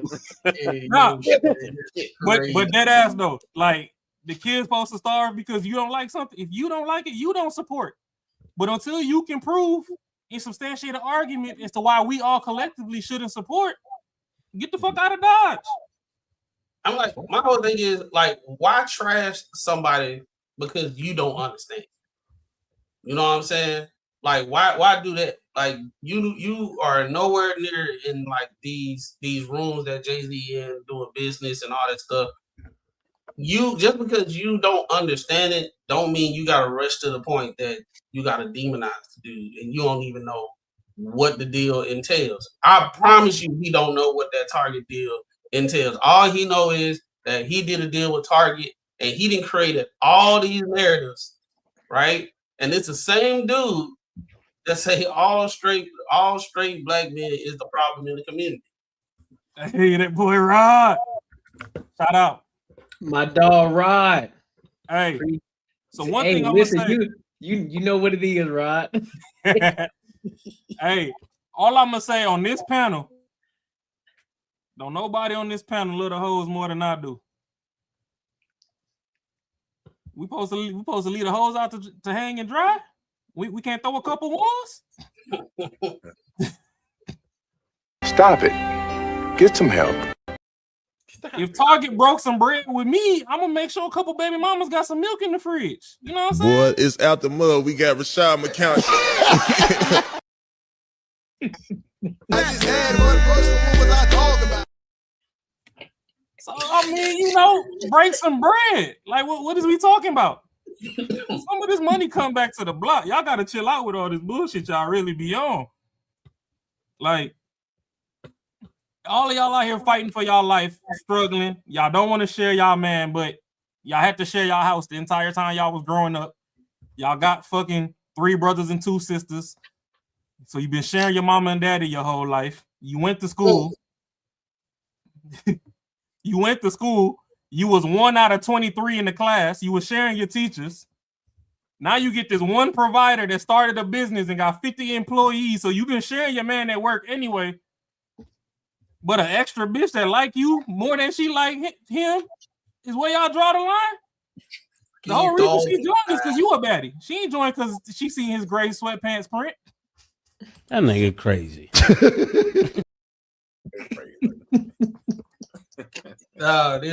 This man right here. Bro, this man here is on one, bro. Listen, you want a whole eulogy how to save hoes. I gotta finish playing because boy.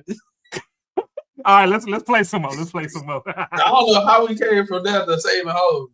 Hey man, you gotta take care of the hoes.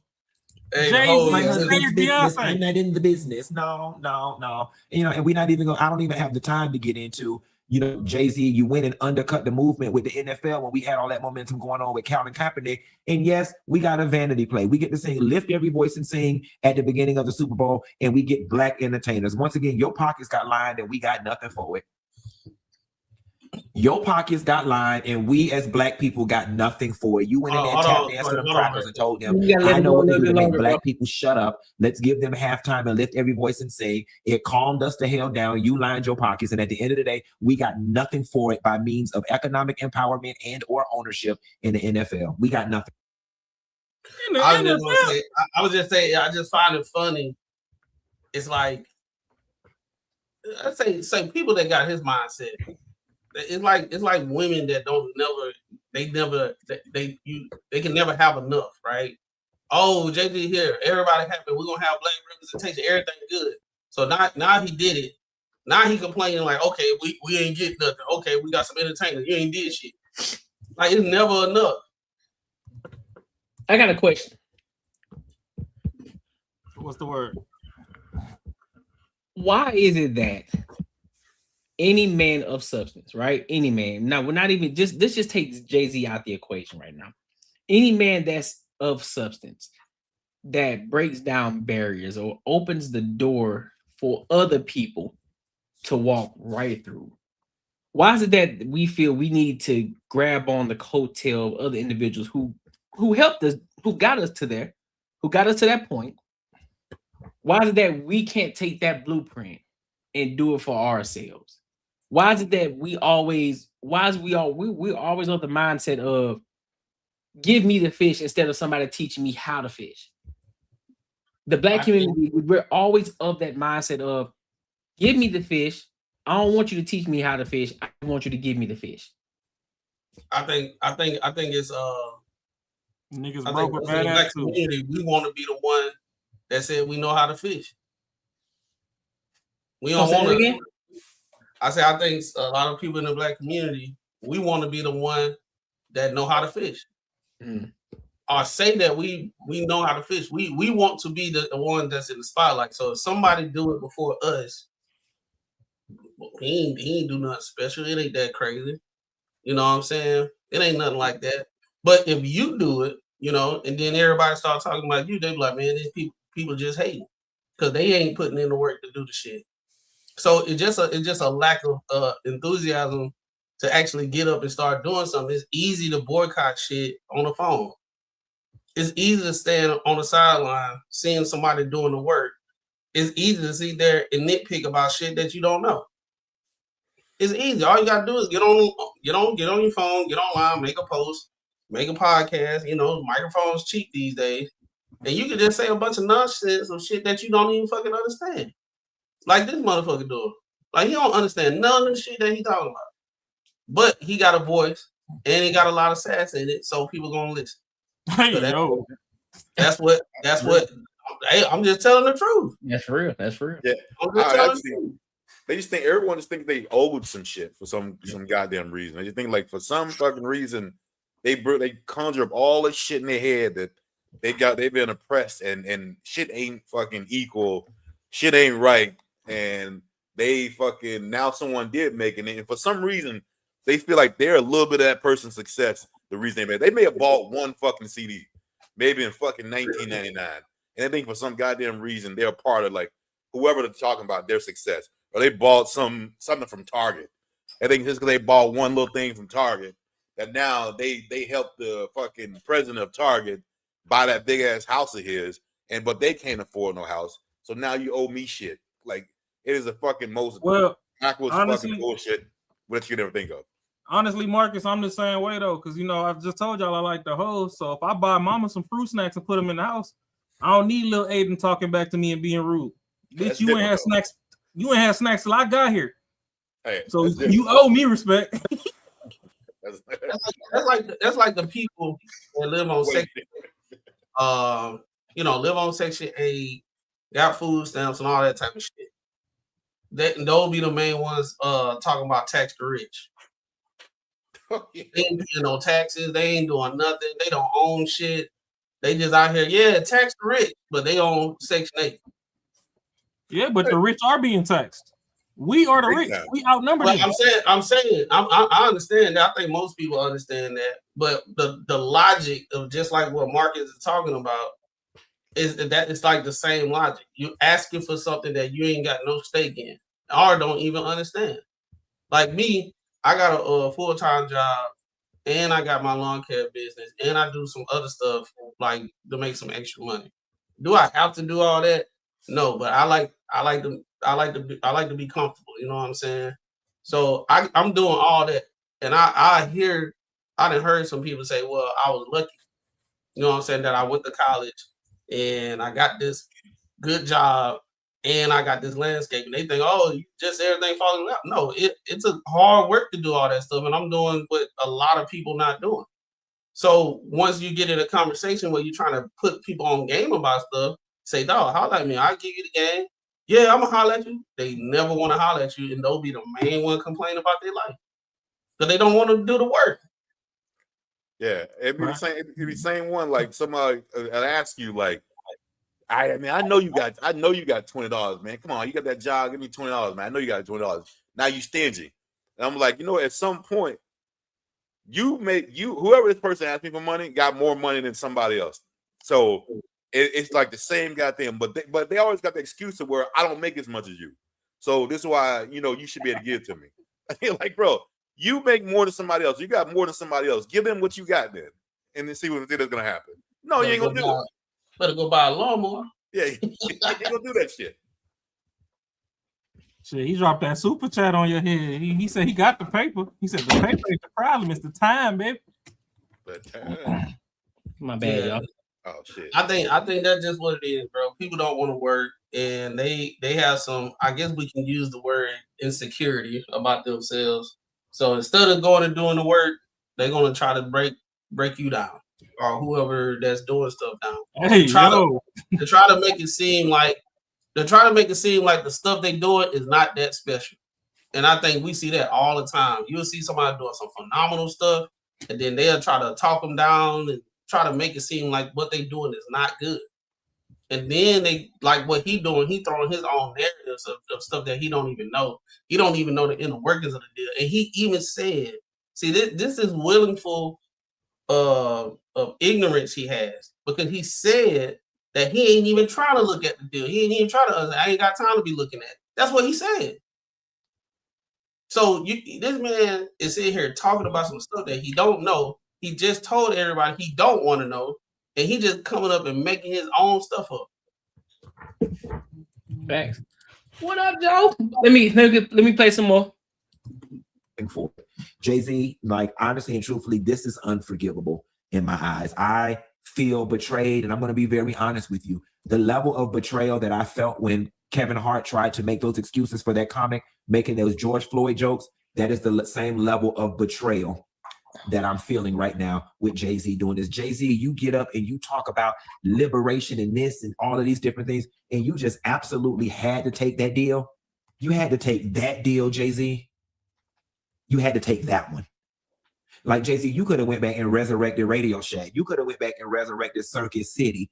Okay, you could have went back and resurrected Sam Goody. You could have resurrected Specs. Why couldn't you have done this deal with Walmart? Why couldn't you have done this deal with Best Buy?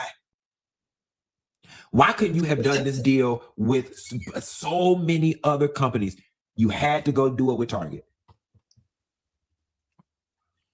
You could have did this deal with Ross, TJ Maxx, Home Goods, Winn-Dixie, Publix. Okay, so all right, bro. I'll let y'all later. All right. So my question is, you just named all of these companies. Which one of those companies are paying the type of money that Target paying? Which one? You said Radio Shack. They went out of business. So what makes you think that you finna resurrect? What makes you think you finna resurrect them? You finna resurrect the Radio Shack. This is the prime example of people just be talking just to be talking. They don't understand business acumen at all. They just talking. They're trying to appeal to a certain demographic of a community because that's how they're gonna get their likes, their follows, and their super chats if he's live streaming. That's how he's gonna get that. Because you sitting here telling me you're not trying to move the needle forward. You're not trying to actually explain, like, okay, so this is the reason why Jay-Z did X, Y, and Z, or this is the potential reason why he would have done X, Y, and Z, and this is what the deal could potentially look like. You're not saying that. You're literally telling him how he should move as a businessman. You're telling his wife how she should respond to her husband that she lives with every single day, that she's built a life with, that she's building wealth with, that she's been with this amount of time. You're telling her how to react and how to move in her household. Sir, what do we the nigga-acity of y'all? That's a good one right there, bro. You gotta clip that. You gotta clip That's that. crazy, That's That's crazy. fucking crazy to me, bro. It doesn't make sense to me. It still doesn't make sense to me, dog. You got 3 black men on here. 3 black men. So nobody's over here grifting for nothing. All we're doing, we're just speaking from we're coming from an objective standpoint in this aspect, because this ain't about black and white.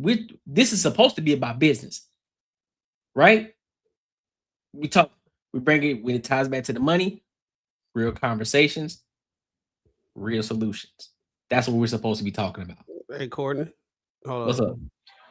Room's starting to spin real fast because of gayness. There is powerful niggardry at work here. Because you saw he threw Kevin Hart in there too. Yeah, he had to. He just going down a list, bro. That's what I'm trying to say, bro. You got people out here that's not doing the work and they just grabbing for straws for their inadequacies in life, bro. That's my whole thing. And the nigga audacity for him to be willingly ignorant about the deal because he said he don't even want to. Bro, who bringing back Circuit City, bro? Like, they business model failed for a reason. And if he would have dumped all that money into Circuit City, how fast it would have failed. That's like trying to revive a Toys R Us because the business model is outdated because of all this online shopping and shit and TikTok shopping and stuff like that. Exactly. That's how the niggerdom have the nigga audacity to say shit he don't know. That's why I'm saying he just grabbed for straws and he acted like he Jay-Z homeboy. He was just so disappointed. But at the same time, though, isn't Jay-Z alleged to be an ex-drug dealer?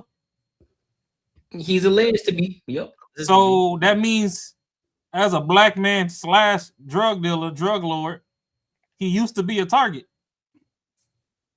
What better way to continue the halo than to partner with Target? Y'all thought because he got a couple Basquiat paintings, he wasn't gonna go back to the roots? It's the roots. I've always been a target. Ain't that why y'all mad right now with the beef between him and Drake? They talking about numbers don't matter or whatever because Jay-Z had dropped women lie, men lie, numbers don't lie. But now that Drake, so great, numbers don't matter no more, whatever. If he's the target, he the billionaire. Everybody want to get a Billy. LeBron and them, he took them with him. Rihanna, Brian, he took them with him. So if the target is to get a Billy, he trying to get to a treaty like Elon. Shouldn't what y'all be focused on? Just like Courtney been preaching all night, be the economics of the deal. Take your drug money and buy the neighborhood. That's how you rent it. That's what he said. Y'all need to get some product. Get your business acumen up, bro. They don't understand it. And look, Raw, you just made a great point.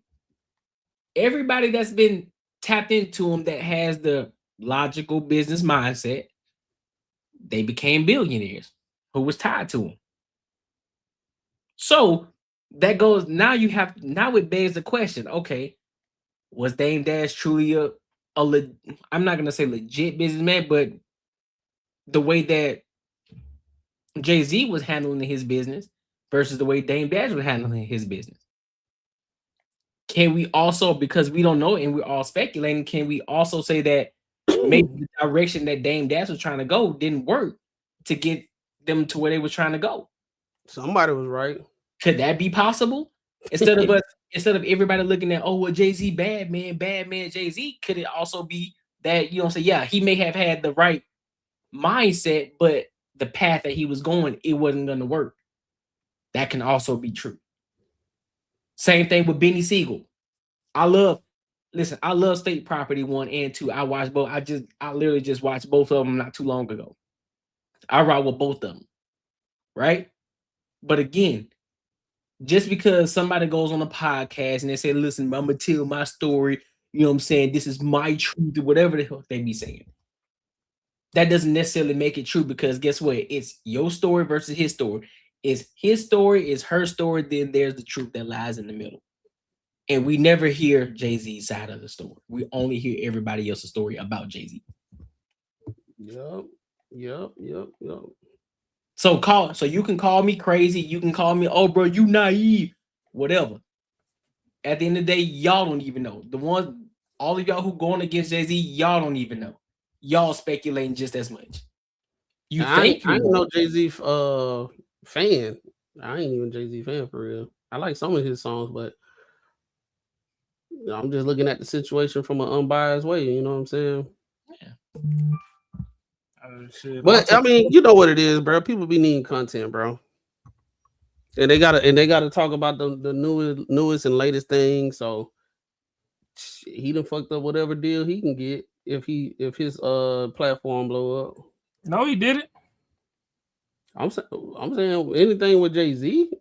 if Jay-Z got hands on it, old buddy ain't finna be on it. Who? He could still get a KY deal or something. This nigga said KY deal. Bro, you crazy as hell. Stop it. Get some help. Powerful bigotry, that means. This nigga said KY, not the KY jelly. Hey, I ain't know if we was watching a news clip or we was watching Bring It On with all that damn flipping and twisting he was doing.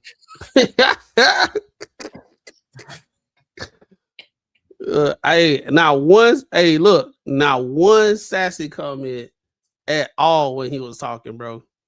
Of course not one. Of course not. Not one. Not a not one. Because you can't say Yep. Straight up, Shaw. Straight up. Yeah, yeah. Hey, let read this super chat real quick. You feed me by. Yeah, you right, man. Making money is me, man. 10 years, man, you're gonna have matching Benzes. 10 years. Think more like 10 days, man. 10 days.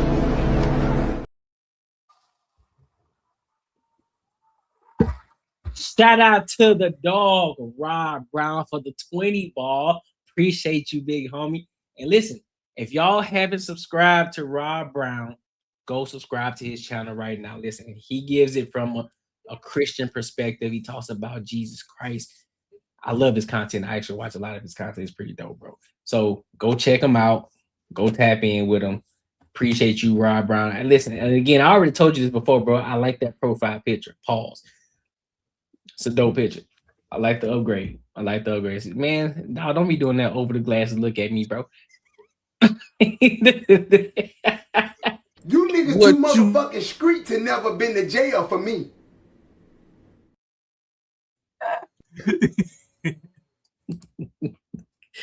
But nah, shout out to you, Rob Brown. Shout out to you, big dog. All right, so I want to go to this next topic, and I found out, bro. I think we straight with this video that you sent to Matt. So we gonna watch this video, and this is from Love Island. I know a lot of y'all like Love Island. I know a lot of y'all be watching that shit. So, hey, pause, relax. Well, first of all, that's too much. You got too many A's on that. Relax, big dog. Listen, no, this ain't three. This ain't three strikes. This ain't three strikes. Just say, listen, you and me. We say, well, what did it say? It's winky time. It's winky time. He said it's 12 inches of fun. Like, hey, no, it's not. No, it's not. It's winky time. Come on now, dog. Come on, man. Oh, hell no. Boy, they on one today, boy. Y'all on one today. I don't know what y'all got going on. Oh,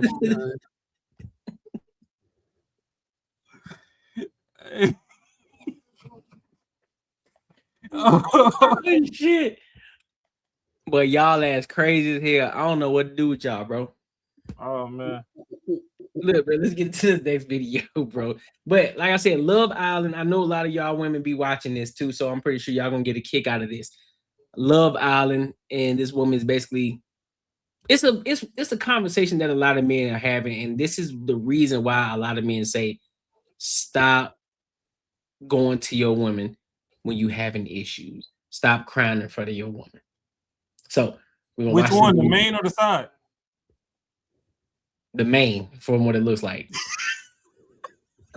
So let's go ahead and dive into it, and then we'll give our thoughts on the video. After I saw him crying like a bitch on the floor yesterday, I literally got the ick. I couldn't even sleep next to him because dudes are bitches. They're pussies. I'm literally just having such a hard time. Like, thank God, like you can cradle him while he cries in the corner. Please do. Quit your crying, cowboy. It's not no game anymore. It's not no game anymore. It's not a game, baby. You're scaring me. Everyone should be scared because I've been behaving myself so fucking well, and look what it got me. Don't behave no more. It's not. Release the shackles. Yeah. Sorry. It's so like theatrical. Oh my God. The drama. And after I saw him crying like a bitch on the floor yesterday, I literally because of it. I felt. Yeah. That was disgusting. You're crying to me? I should be crying. Fuck you, bitch. That's really funny. That is really So funny. because he cried, that's Nick, is it? So like, he's gonna get emotional in front of you, literally open up to you, and then you're gonna call it Nick and call him a bitch. That's what You want to do. know why I'm calling him a bitch? Is that he was crying between having to choose between two girls to me when I'm trying to express to him. He's not on the floor crying over two girls, is he? He's obviously opening up to you because he can see you're upset. I'm deeply, deeply, deeply sorry for everything that I said there. I'm very sorry. I think that was like very hard to watch. It's not funny to me. I don't think you're a bitch or a pussy or whatever I called you in there. I think I was just really hurt, and that thing that didn't come out very right. That's fine, and I get it. Like, that came from a place of hurt. I don't hold it against you. I don't trust you anymore. I know. I'm talking about. I get the tweet now. Us sitting up there. And like, I'm embarrassed about it. I'm No, really Mom. embarrassed about crying, and No. it's really embarrassing to me that I was crying over two girls I just met. But like, it really did hurt me. It really did hurt me that I was like knowing that I was gonna hurt you or her, and also just like you didn't care. I sat there. I started. Okay, you may have cared, but you just kept talking about you. You didn't even, you were like, are you okay? What are you thinking? How are you feeling? You're crying. You all right? Like, that never came out of your mouth. And I just felt so fucking alone. I was like, how am I in this place with 12 people? And I feel more alone than I have in years. And I lost it. I'll get over it. I'll be okay. I'm a big boy. But like, I mean it when I say I completely forgive you. But like, you have to understand, like, it's really the lies that I can't get over. I'm not trying to make you feel bad. No. You're not making me feel bad. I already feel bad about it. It's fine, seriously. Not a fun movie night. This is not movie night. This was like a massacre. I don't know. I feel I'm like disgusted with myself. I literally have like no words. I know you're beating yourself up, but right now, it's not as bad as you look. And Rob is such a forgiving person. But this is another thing. You going in on him shows like that means that you really care. I know. It's like biting your tongue. I know, but it shows. I'm like crazy. You're beating yourself up way too hard. He's already forgiven you. It just feels so bad because I care about him. Yeah, I've never been so proud of you in that moment. You sat there and owned it. That was the most mature, classiest response. Come here. You did so good. Dude, you did so good.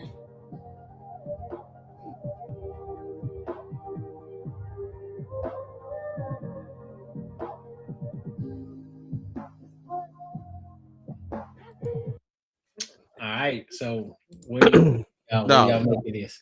The old girl, see the girl that was talking to her at the end. Mm-hmm. You have to. What I found interesting is she was the main one hyping her up to say the things that she was saying. Yeah. Now that it came out and it sounded horrible, she the same one is trying to tell her you really ain't do nothing bad. Yeah, it's messed up, but you held it down. You stood in it. I'm so proud of you. They hugging her, but she the one that said all the crazy things. This is literally the reason why dudes say women give the worst advice. Yep. Right. If that was dudes and dude got caught saying all that stuff to girl, dude would have came in like, bro, yeah, you fucked up, bro. You know you're gonna have to make that up some type of way. You fucked up. That's what men would say. We would say, hey man, you stood in there, you held your ground. I'm so proud of you for. They were like, damn, bro, you kind of, boy, you went in, did it? Right. Like, hey man, like shit, boy. But look, this is the thing. This is the sisterhood situation where no matter what you do, you can be the most degenerate, despicable thing. You can make somebody feel bad, this, that, and third.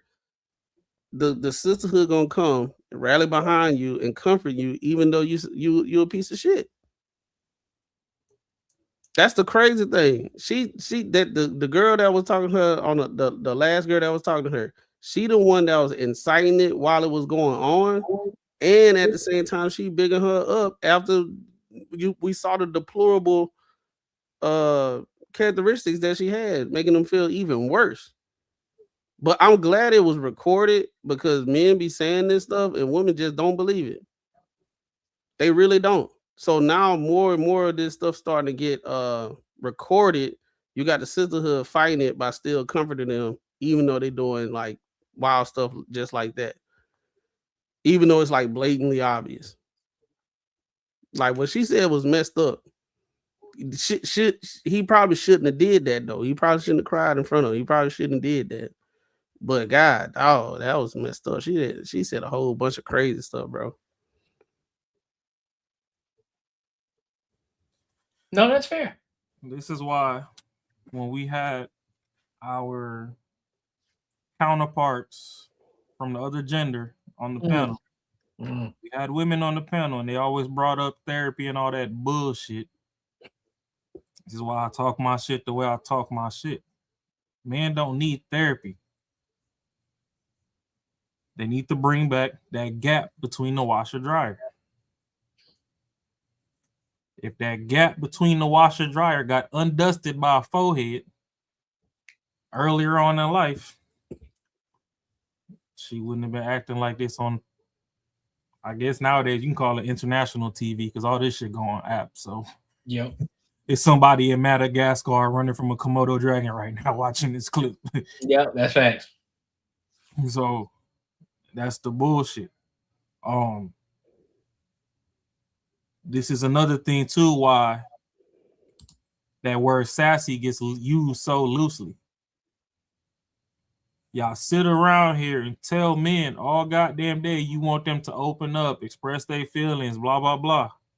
I didn't watch this episode, but clearly from what we seen in this clip, Buddy opened up and was crying because he felt the way. He ain't never had a raw summer like I did and just, played all the bitches at once.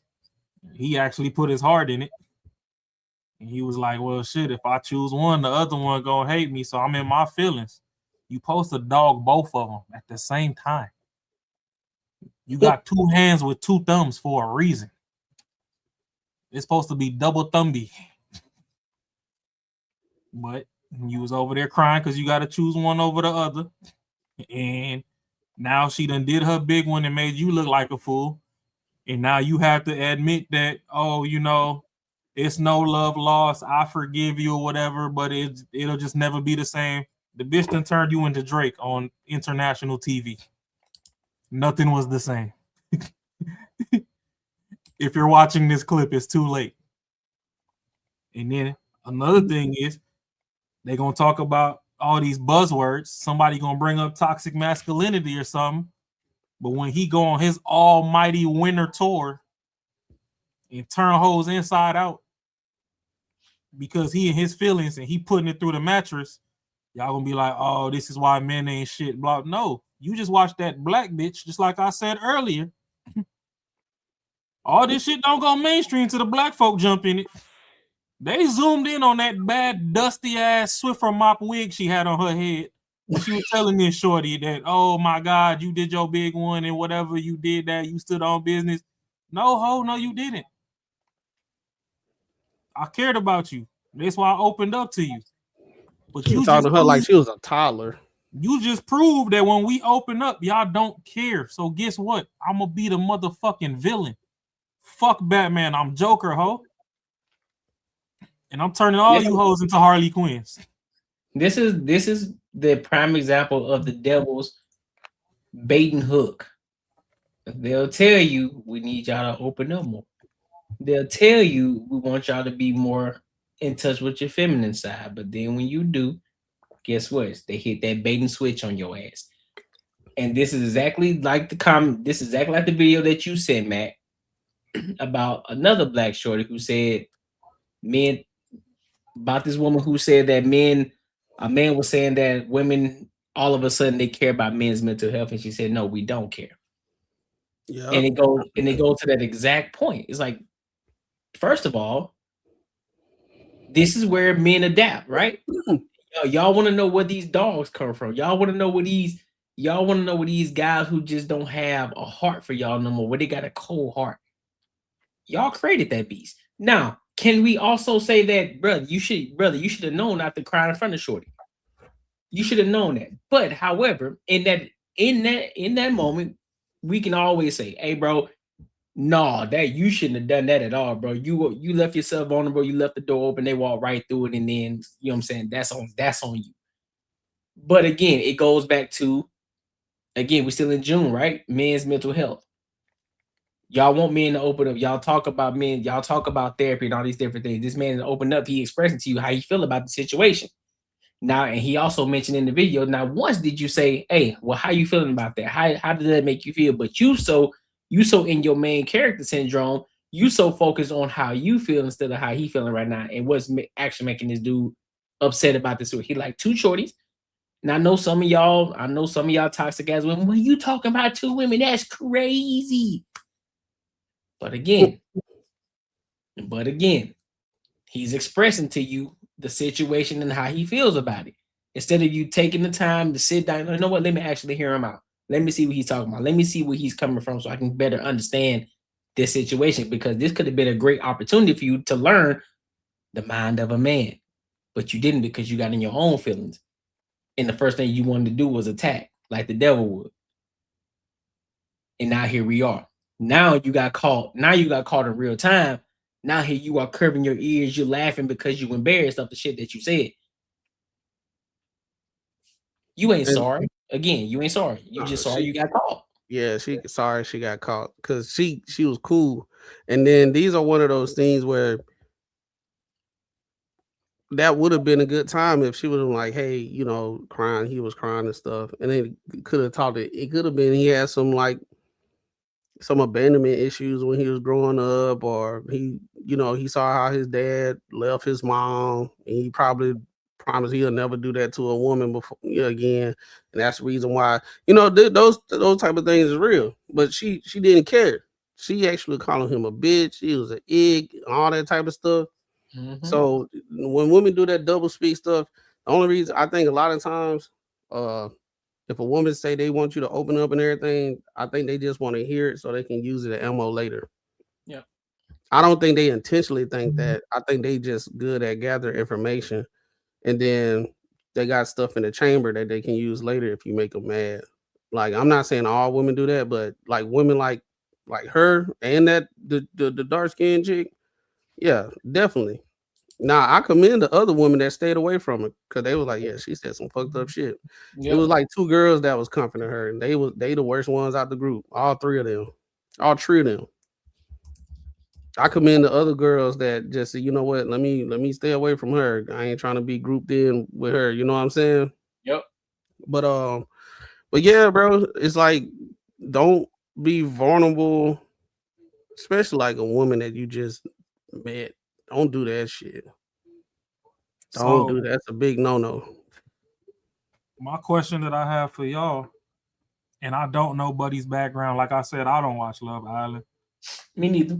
I don't either. I just saw the clip and I was like, yeah, no, I ain't even seen the clip in my algorithm. It's summertime. It's a whole lot of cheeks on my algorithm right now. I ain't gonna hold you. It ain't my business page algorithm. My regular algorithm is cars and cheeks. I'm a man.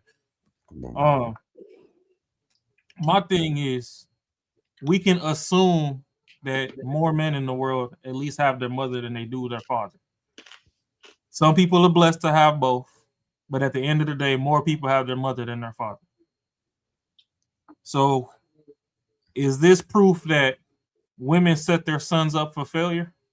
Because let's say his mom was the person growing up telling him that, oh, hey, it's okay to open up to your woman or whatever, express yourself, and all this other bullshit that, we got to do course correction from that came from all these single parent households and whatnot these days, to where motherfuckers get online arguing with the stoic man saying, oh, no, well, my mom said that you have to open. Just like, no, you supposed to smack the bitch for real, but they done changed the laws to where you can't. So just leave the hoe where she got you fucked up at and go get another one. Which I know we always used to go off the metric that women outnumber men 2-to-1, 3-to-1 or whatever. I guess the stats show that it's really still a 1-to-1 ratio. It just seems more. But that's also because once you become a quality person, like us up here, we not like the rest of them. So if we get 10 bitches, that's because we didn't did shit to afford 10 bitches. Everybody can't do that. Right. Everybody ain't worth for them. If Shorty call you and ask, oh, hey, my check is hemmed up right now, my company going through it, can I just hold a couple dollars? You can't send it. But then you mad when she texted me back because I did. I ain't sending a damn thing. I think what it is, bro, even in the 2-parent household as well, sometimes the mother, they would still try to tell the dude or the son that they have one, be nice, bring her flowers. But then you would have the father, who was him at that time, who probably used to who used to have some motion back in his day. Like, man, hell no, man, don't be doing all of that shit. Listen, if you like that, you got the whole game working. You don't need to do all of that. And so he kind of correct the action as the mom is trying to tell him how he should be approaching a woman. A lot of times, that's what happens. It just gets corrected. So just because in a 2-parent household, it's still the same thing. It's just able to get corrected in real time. Oh, so you think the mom's still toxic over there with the bullshit ideologies? Oh, facts. I don't know. Oh yeah, facts. 100%. It still gets corrected though. I'm the only child single parent product out here, so Yeah, it still gets corrected at the end of the day. Shout out to the OGs on the block because they was the ones getting me back right. Like, yeah, because they either do it because they'll either do it right there in front or they'll bring it to the side. Like, listen, man, all that stuff your mama talking about, listen, that's cool and all, but it don't work like that. Let me put you on a little game right here. And you move this way instead of that way.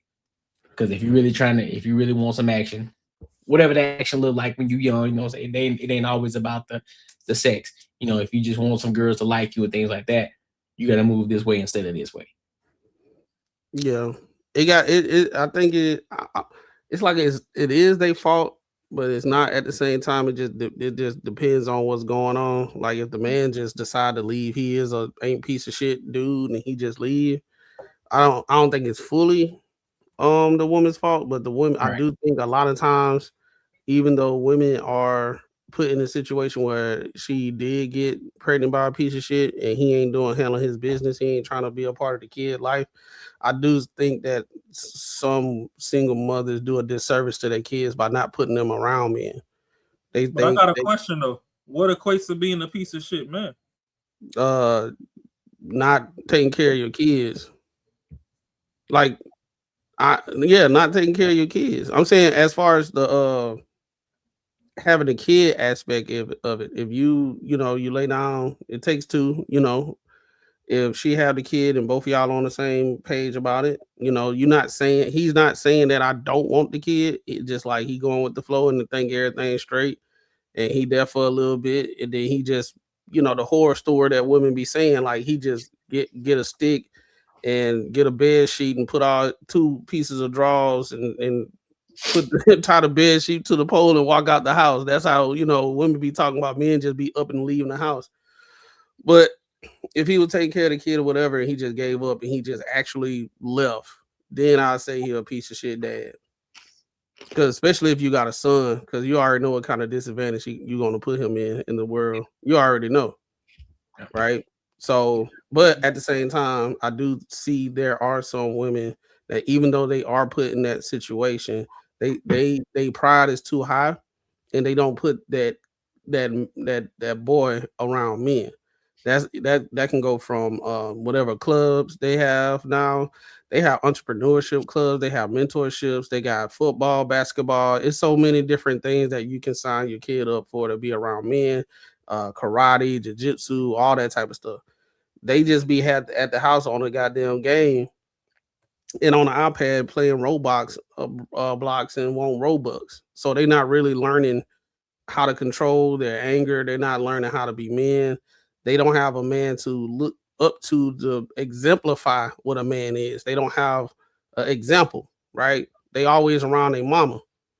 So let me ask a question though. So what if they don't have the financial stability to do that? That's an excuse. It's so many different things that there's a community of men. You can find something that's not even costly. You know what I'm saying? They do have mentorship programs that for women, that's just for women that don't have a male around. They got mentorship. All you gotta do is go sign them up and everything. You just gotta go look for it, right? So if you're not looking for it, then you putting your child as a boy as a disservice, and he does grow up to be that man that women be calling the real ones that be acting sassy, can't control their anger, they can't they don't have good deductive reasoning. No, you know what I'm saying? They don't have critical thinking skills, understand the strength and all that stuff you have as a man. You can't be out here just wilding because you mad. You know what I'm saying? You got to learn how to internalize that. That's the reason why people play football. That's where you go to do jiu-jitsu, or you go into the mentorship programs. Right? There's a mentor it's going viral. This man, he bring inner city kids in there and actually act as the dad that's not there, and he kind of role play so the kids can get that anger out.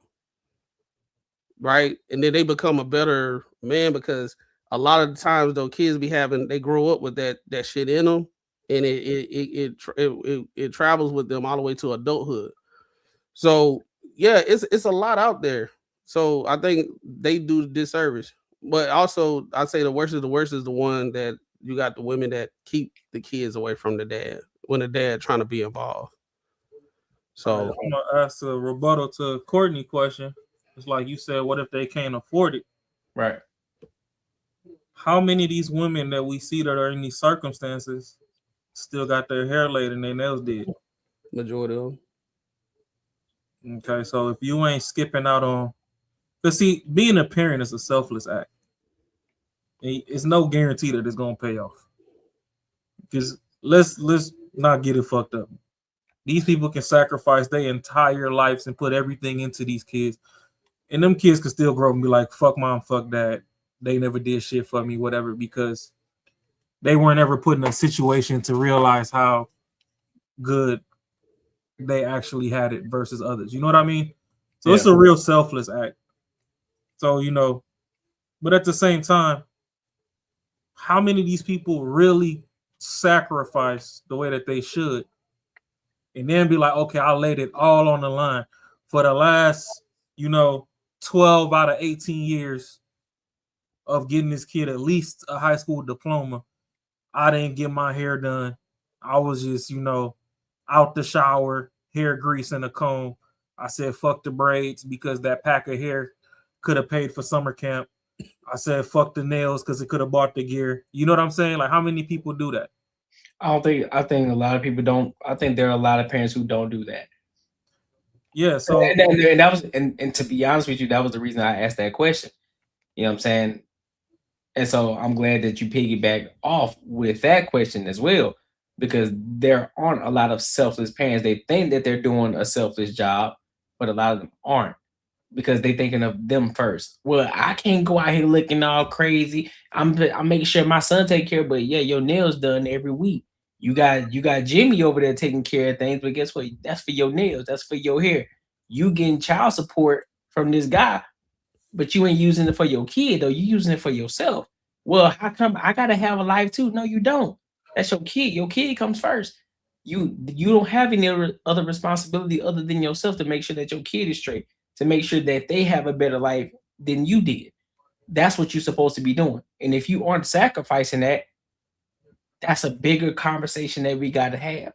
And so that's when we did this whole mother, you're doing the best that you can. No, you're not. No, you're not. Because I can look at another man and tell him that, bro, you saying that you're doing a lot, but you can be doing more. You can be sacrificing more. You can be doing more.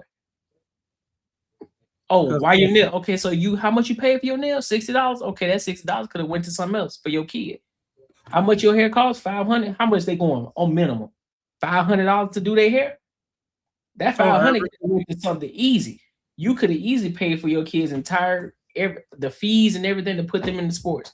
That could have been that's damn near a yearly fee that you could have paid and got it out the way. But you too worried about getting micro braids so you can go on this trip.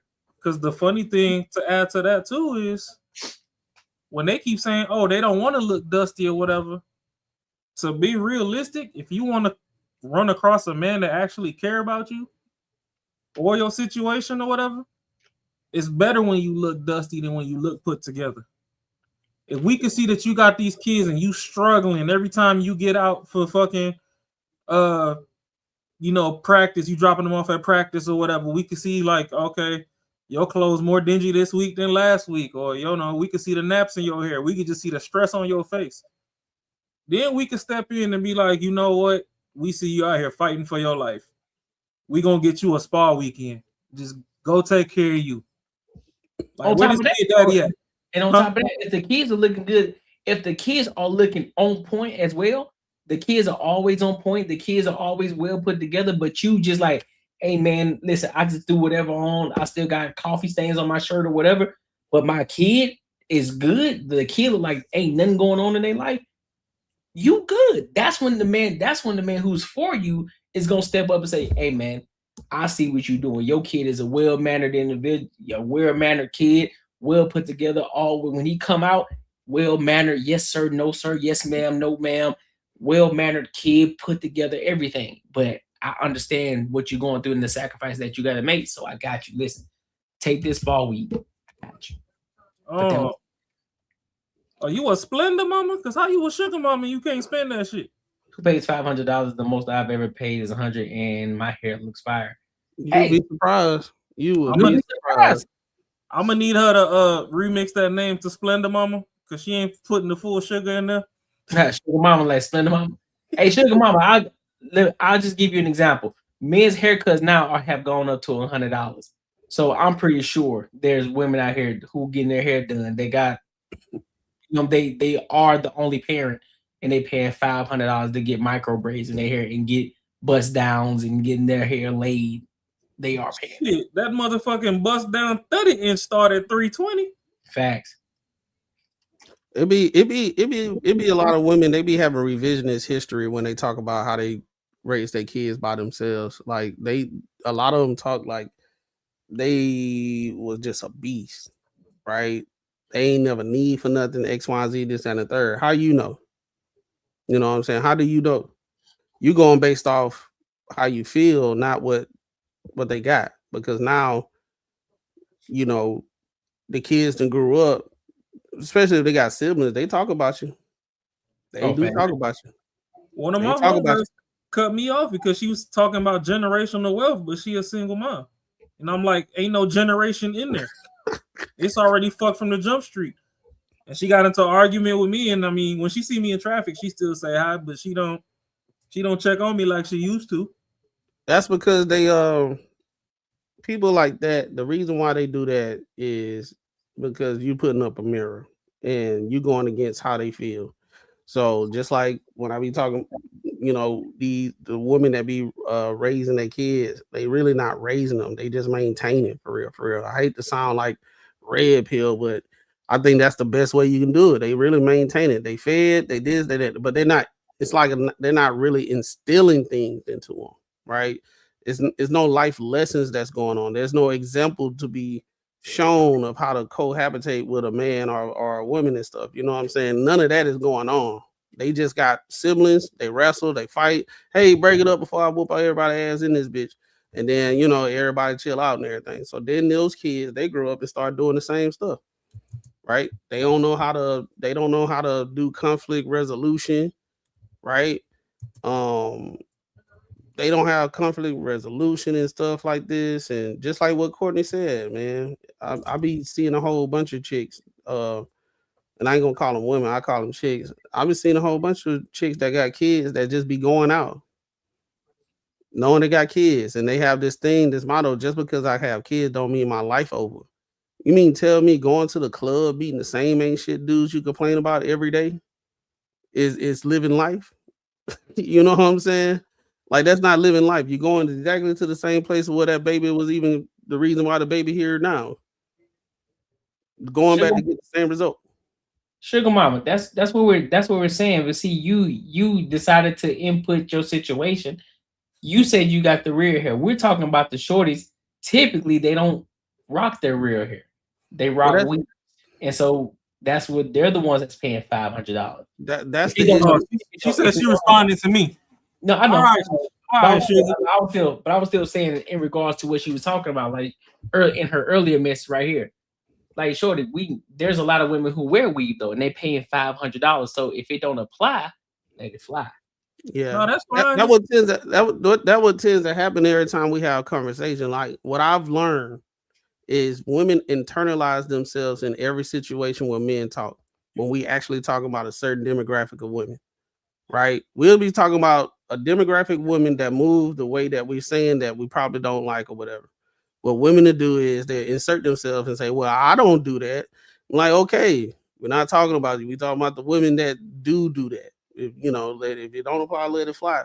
But that's the reason why a lot of times conversation can't go anywhere because we're talking about the bad actors in the community and they insert themselves. So either one, you are what we're talking about, but you're trying to prove that you're not, or two, you're inserting yourself as if we're talking to you directly to you and putting you in the mix of all women.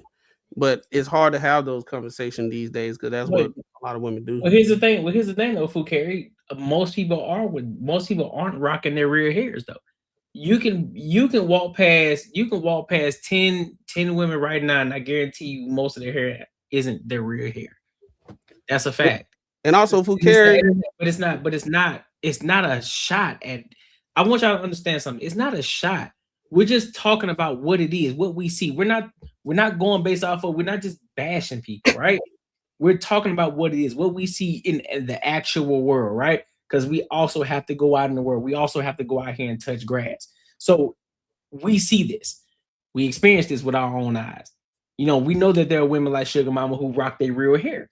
We know that, right? She needs to pull up on me so I can give her a scalp massage. I like playing in that silky, that silk. Right. And there are also women who wear a lot of weave too. And they say, and of course, they try to use that whole manipulation tactic. Well, this is my real hair. I bought it. Like, shorty, you know what I'm talking about. That ain't your real hair. You gotta have somebody put it in your hair. That ain't your real hair. You know what I'm saying? That ain't your hair. And that's the issue. That's the issue where the conversations get derailed with women because now we off topic. We were talking about the logic of paying $500 while you got kids. They heard, oh, what's wrong with weaves? Everybody don't wear weaves. Now we talking about. She ain't talking about that. Well, Fukari ain't talking about that. That's what I'm saying. I'm talking about Fukari. No, she ain't talking about. She wasn't going into that. She wasn't going into that. Well, she was talking. Well, we started talking about like the different types of hair. Yeah, get a silk press and all that type of stuff. She wasn't referring to that though. She wasn't getting it mixed up from that conversation. But yeah, $500. I done heard more though. I done heard women spend about $700 depending on what's going on. Because especially in certain populated areas, you got kids at the house, but you got this person that does it exactly how you want it, so they pay extra money for it.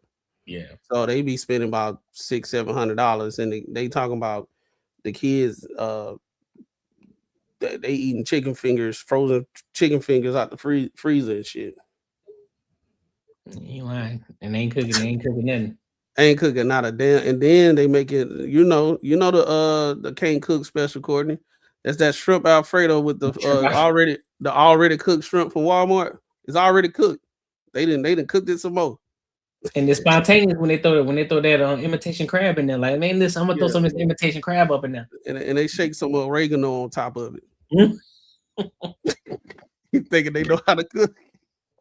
See, like when I be making mine, I like to do this. See, a lot of people don't do this, but I put a little oregano in it. Oh yeah, thousands. Ooh, shit, thousands. Oh yeah, you get up there. Thousands of dollars.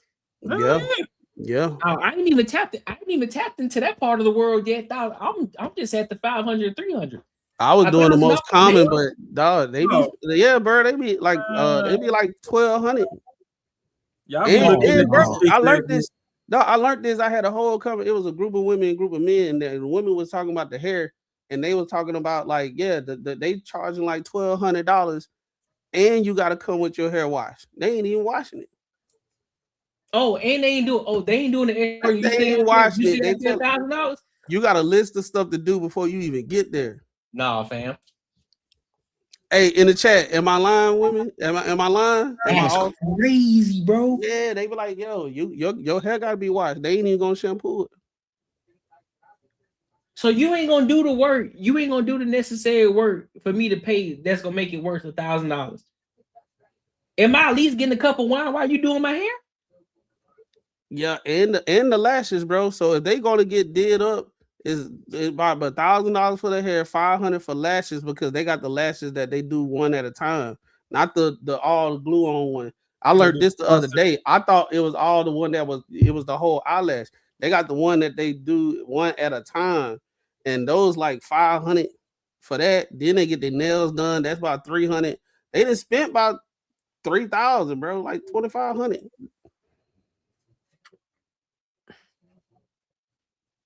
Nigga Courtney evaluating. Courtney, hey, look, hey, I saw the spirit of Chris Rock dad behind him.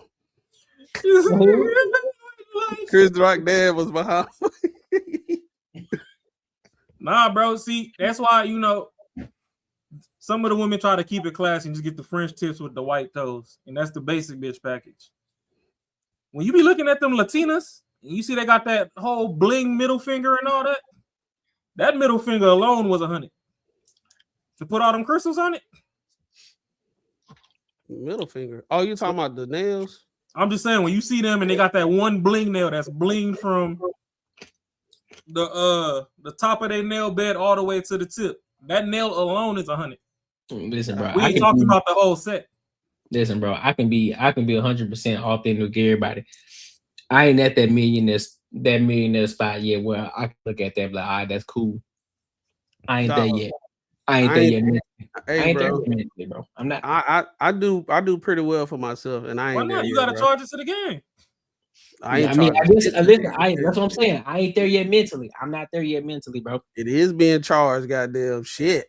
It's going listen. Eventually I'm gonna get there, but right now, in 2026 at 9:31 p.m. on June 16, 2026, I ain't there yet. Why not? I can't see it. God loves a charitable giver.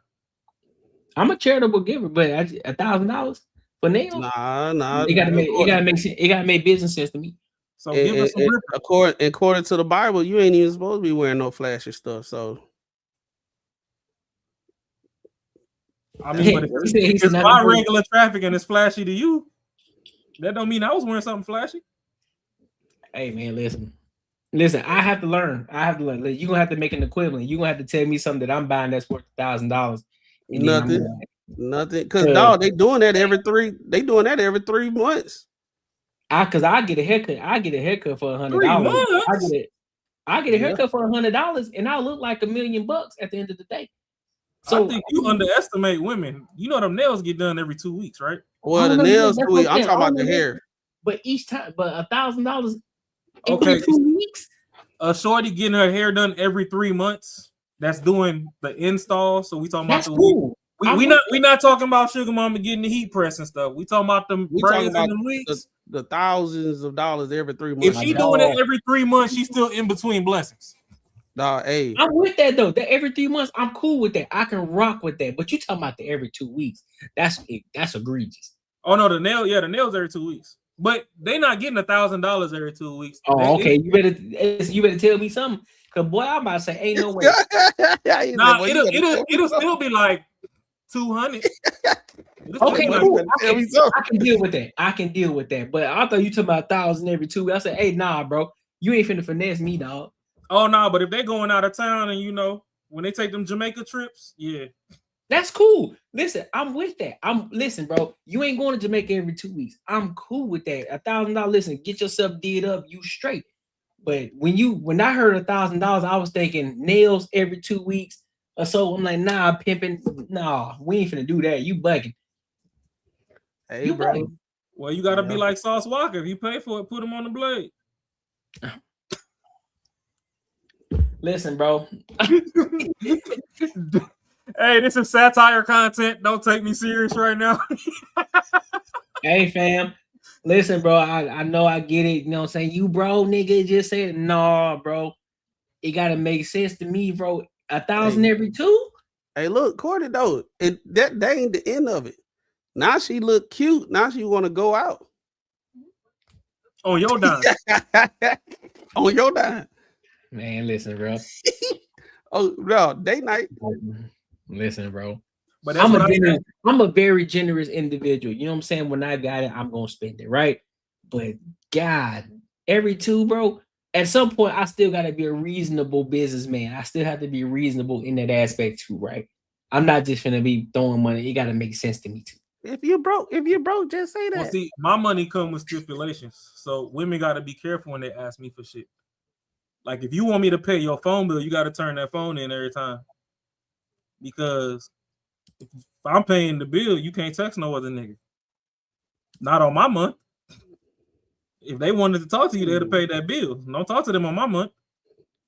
If I pay for them nails, and you finna leave somewhere, them nails got to come off. Hold on. A Birkin bag costs $200,000. Oh, 1,000%. Bro, I heard Birkins and all that stuff. I didn't know they was the cost of a damn house. Well, if you want the 1,000, or if you want the 1,000 pack, you know what I'm saying. You know, you got to get them from the on side of the street. If you want the real, I thought they was like 20,000 or something like that. 10, 15,000. 200,000 for a bag, bro. Made from China. And all, bro, hell no. And that's why most of the people that you see flexing is fake. Putting them on the blade. Listen, I'm telling y'all, listen, I be saying this on the Courtney show all the time. When y'all see me come up, y'all gonna know because I'm gonna show y'all. Hey, I'm playing that Sada baby loud if I play all that money. Everything. When I go into the watch store, you're gonna see me buy the Rollie. I'm gonna document like, listen, bro, this is the real deal. This ain't no off the street bullshit. You understand me? Or whatever about watch I buy. Verijon might be the Verijon watch, might be the Rollie. We don't know yet. I ain't gonna hold you. Apple took me out the game. I'm cool off this. Oh, I got the Apple on it. You know what I'm saying? We got the Apple. Don't trip on me. But I got the Samsung, boy. Hey, Tom. I'm just saying, I got a bust down Rollie, Breitling, couple fossils and all that. They all put up like, unless I'm gonna wear two watches, unless we can make two watches trendy, the Apple gotta stay on me. But see, the thing is, you two gonna pay for it though. I don't want my job to pay for it. I want you two to pay for it. That's gonna be the difference. Well, no, I get it. If I just need a tax write-off, then it is what it is. But shit, like I said, I'm gonna just bump that Sada baby. I put a bitch on the blade. I put this nigga put him on the blade. Now you feel me? Boy, it's gonna be like Sauce Walker over here. Everything y'all talking about, you gonna need to make more than 300. Shit. Nah, well, shit, more than nine. I mean, well, yeah, it depends on how you budget, though. It depends on how you budget, because there's still a lot of people who make $300,000 a year, and they still living paycheck to paycheck. So it's how you budget your money. If I'm making 300,000 and somebody say it depends on how you budget, you doing something wrong. Anyway, you doing something. That's what I'm saying. You making $300,000, but you got to understand though, just because you making $300,000, that don't necessarily mean that you living straight, because everybody, guess what they do? They upgrade their lifestyle with their salary. I'm saying with the stuff we've been talking about, all the expenses for the upkeep for those type of women, I'm like, you're gonna have to make more than 3. So now I get it now. That's the reason why those birds be online talking about he got to make X, Y, and Z, because they talking about their upkeep. I get it now. You do need to for that. You are gonna have to make. Sugar mama, you holding out. Put me on. You ain't lying, bro. Like, she coming through $10,000. She live in the projects. She doing something illegal. You don't want to do that. I just need 2 of them. No, they're not necessarily. You're going to jail. Matt, she's not doing nothing. Going to jail. You're going to jail. She's not doing nothing illegal, Matt. If she living in a project and able to spend $10,000 at the casino, bro, come on, bro. She not winning every time. So, do you know how many neighbors you have in the projects? A lot. Do you know how many people would donate a free 100 just to watch that booty jiggle when they walk past? That's why I said something going on illegal. It's not illegal. Accepting payment for visuals is not illegal. That's why OnlyFans is popular. Okay. All right. They hand out the visuals and I ain't gonna hold you. What's the probability? What's the probability that it's only that? It's a very high probability. Yeah. Hey, a lot of them just You get gotta comfortable. remember, man. A lot of them get comfortable in the section. See, A, she bro. said I'm right. She said I'm right. Oh shit! Hold up. Which one is right? Was it you or me? Because I'm from the Jets. Motherfuckers be in there. They get a whole check to them shorties when they walk past, just so they can smell some twerk wind. 10,000 though. One person don't got to get a 10,000. You in the Jets. She said that her friend go to the casino. She spend 10,000 every time. Yeah. I got homegirls right now that I used to go to the casino with that hand me money because when they show up, Sugar Daddy gave them fucking 3 racks just to gamble, just for showing up. And they're like, oh, well, shit, since you drove me down here go, hold a band. Yeah, she sells drugs. See, that she said I'm right. I said she doing something illegal. I ain't specify what was going on, but 10,000, nah. She don't even got to sell drugs in the Jet. She could smile at a nigga. He gonna come up off fucking 300. The drugs just the icing on the cake. I put well, either way it goes. I think the probability she doing something illegal because if you doing 10K every single time, bro, that quick, you racking up 10K that quick, so that you living in projects and you spend the majority of it at the casino, spend 120 because you know you focused on the wrong things. Sugar Mama, with a name like Sugar Mama, hit my DM. If you got some friends that's a Sugar Mama like you, I know how to break some bread up out of them. Sensational.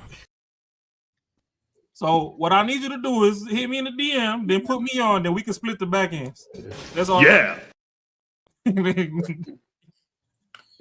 clearly, if they mismanaging funds, we need to get that allocated to better pastures. Nah, she mismanaging because if you getting basically you making 120,000 with a sugar daddy, you still live in the projects.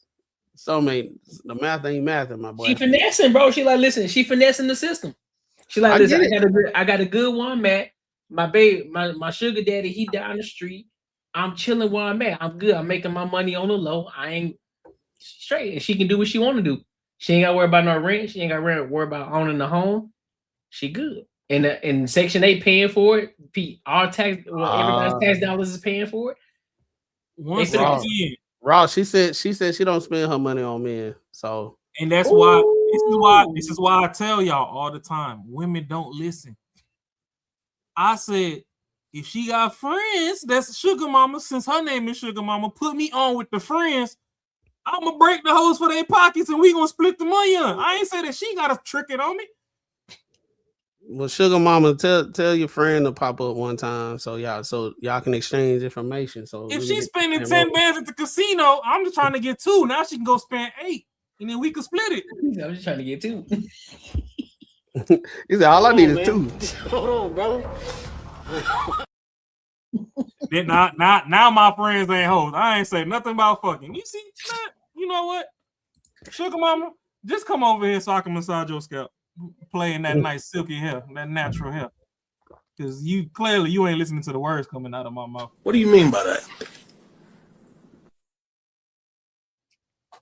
She need a head massage while she navigate her next thought. You need a mignon. Oh shit. Oh damn. You're broken big and bro. What? Yeah. Man, hell no. Y'all realize that's the same troll from last time that didn't. Yeah, we remember Bob. We remember Bob. Oh yeah, so Bob. Ain't nobody worry about Cheddar Bob. I'm saying hoes because I'm from the Jets too, Sugar Mama. That's just how we talk. The same way that y'all done turn bitches into a noun, adjective, and fucking verb is the same way we use hoes. Hold on. What we called Bob last time? What we called him? What you made up, bro? You call him Cheddar Bob, right? I think I thought it was something else. I forgot. I was freestyling. It was very clever. When women say bitches, it's a word of endearment. When we say bitches, now it's literal. It's disrespectful. You don't remember what you say, I don't call. Man. Here we go. You know what, Sugar? You got it, baby. You on this internet, you taking everything literal. And we love that for you. Shout out to the black queens with the natural hair. And that's the when they when they hit you with that, I love that for you. Yeah. I love that for you. Listen, bro, that is not at all. He don't love that for you. That's a little poor little ting.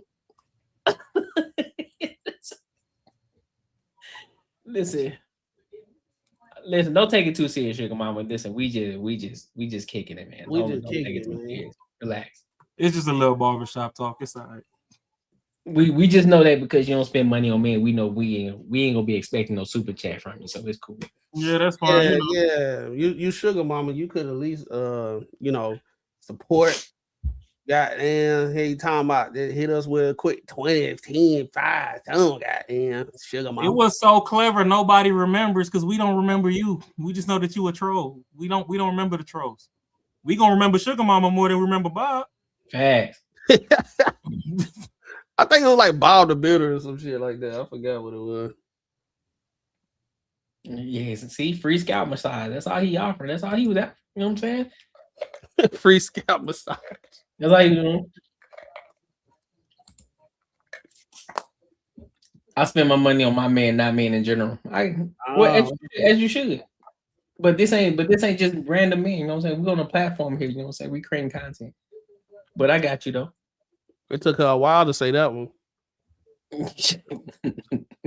I mean, realistically though, that means she a good woman because exactly. A lot of good women do spend money on their men. They just not the ones on the internet broadcasting that they spend money on men.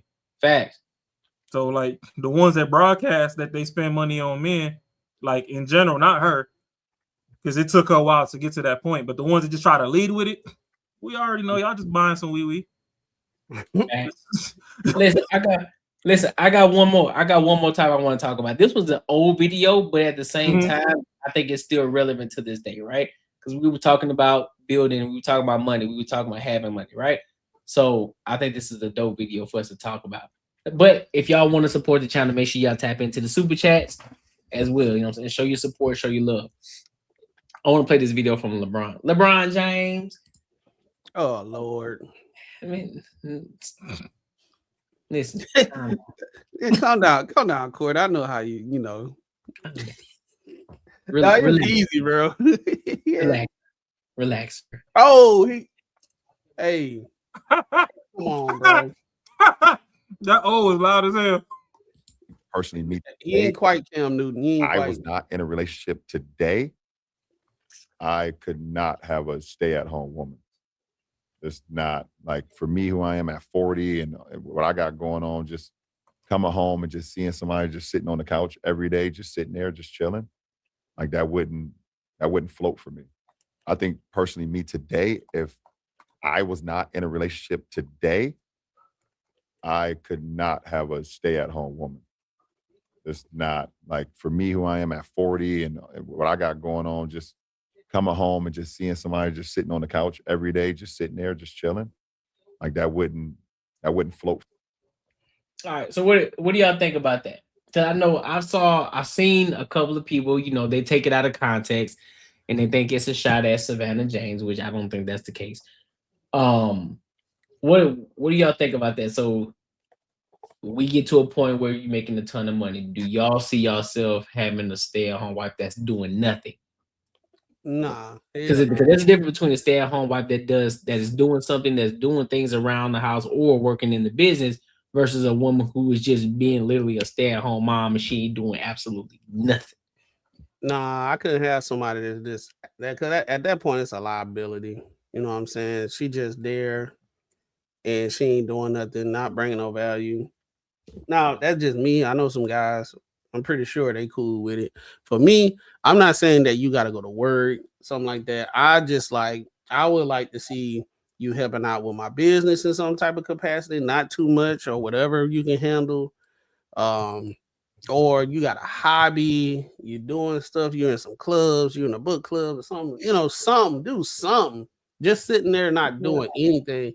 I think that's bad for people in general, just not doing nothing.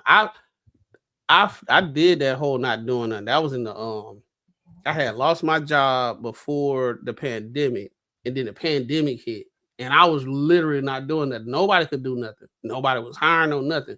That getting up and not doing stuff every day, bro, that shit sucked. So let me ask y'all a question though. Since everybody on this platform has LLCs, right? Do y'all would you prefer your woman to work within the business, or finding something of her own that she is passionate about? If she was to stay at home, yeah, if she was to stay at home, let's just say, because I want to speak to the people, I want to speak to the individual. We're not talking to the 6-figure earners. We're talking to the average man who want to grow, build something, and they are at this place where they're able to retire their woman. Now they can stay at home. Now, and you created the LLC, you created the business and everything. Now they're able to work, be a stay-at-home mom in the sense. So would you want them to work in the business, or would you want them to find a hobby of their soul to build? I do both, because within my business, I just need one thing, right? I just need somebody to be organized and stuff, right? But at the same time, I would like her to do her own thing. So we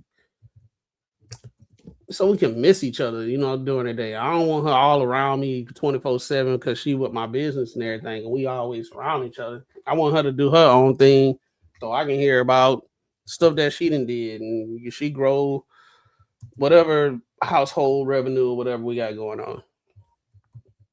I think both is cool. Okay. What about you, Rob? I mean, mine already does both. So I got her plugged in with what I need her to do with the various endeavors that I have going for myself outside of the day job. Then she gets passionate about things here and there. So she had her own skincare business. She was making bath bombs and all that, selling those. I've put her through getting her state licensing to do nails, because she had interest in doing nails, which she still does very well. So I made sure, like, okay, well, if you're gonna do this, you make sure you license a professional. You know what the good and bads of the products and stuff to use and whatnot. So she's state certified in doing her nails that she does. She has a body sculpting business that she does. So I do both. So it's like, because the stuff that I need her for with my business endeavors, a lot of the actual work still needs my hands. But when it comes to like booking clients or, setting up the calendar and all this other stuff, a lot of the back end, like office, secretarial duties, if you would, she's involved in that. And then the children are also on payroll, because that's also, if folks understand the tax codes and everything properly, that's also a way that you can get your kids paid, to where you alleviate some of your tax burden for one, and you can still set up their financial future so that when they're old enough to go to college, they ain't begging Fannie Mae for a handout. They already got bread. It's just a matter of applying yourself where you need to apply. So that's dope. Yeah, agreed. That's some real spill, man. That was some Patreon level stuff, bro. But on some petty shit, I still put a bitch on the black. No, I'm just playing. That's real. That's real though. That's what you're supposed to do. That's what creating generation. That's where the start of generational wealth is. You start somewhere to. You want your children to be better off than you were, even if you did live a good life. You still want them to be better off than you were, and you want to continue on that legacy. That's where the generational wealth comes in. Yeah, but it gotta start somewhere. And I think Rod Brown hit the nail on the head earlier. When he said that we're talking about generational wealth. First of all, you gotta get rich first. You gotta get money first.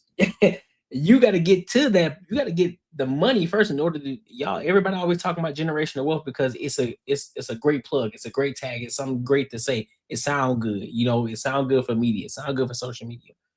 But you gotta get money first, you gotta get rich first. And then you can start learning the actual ways to build the wealth and continue to keep that money And honestly, you don't even really need to get the money first. You got to get educated.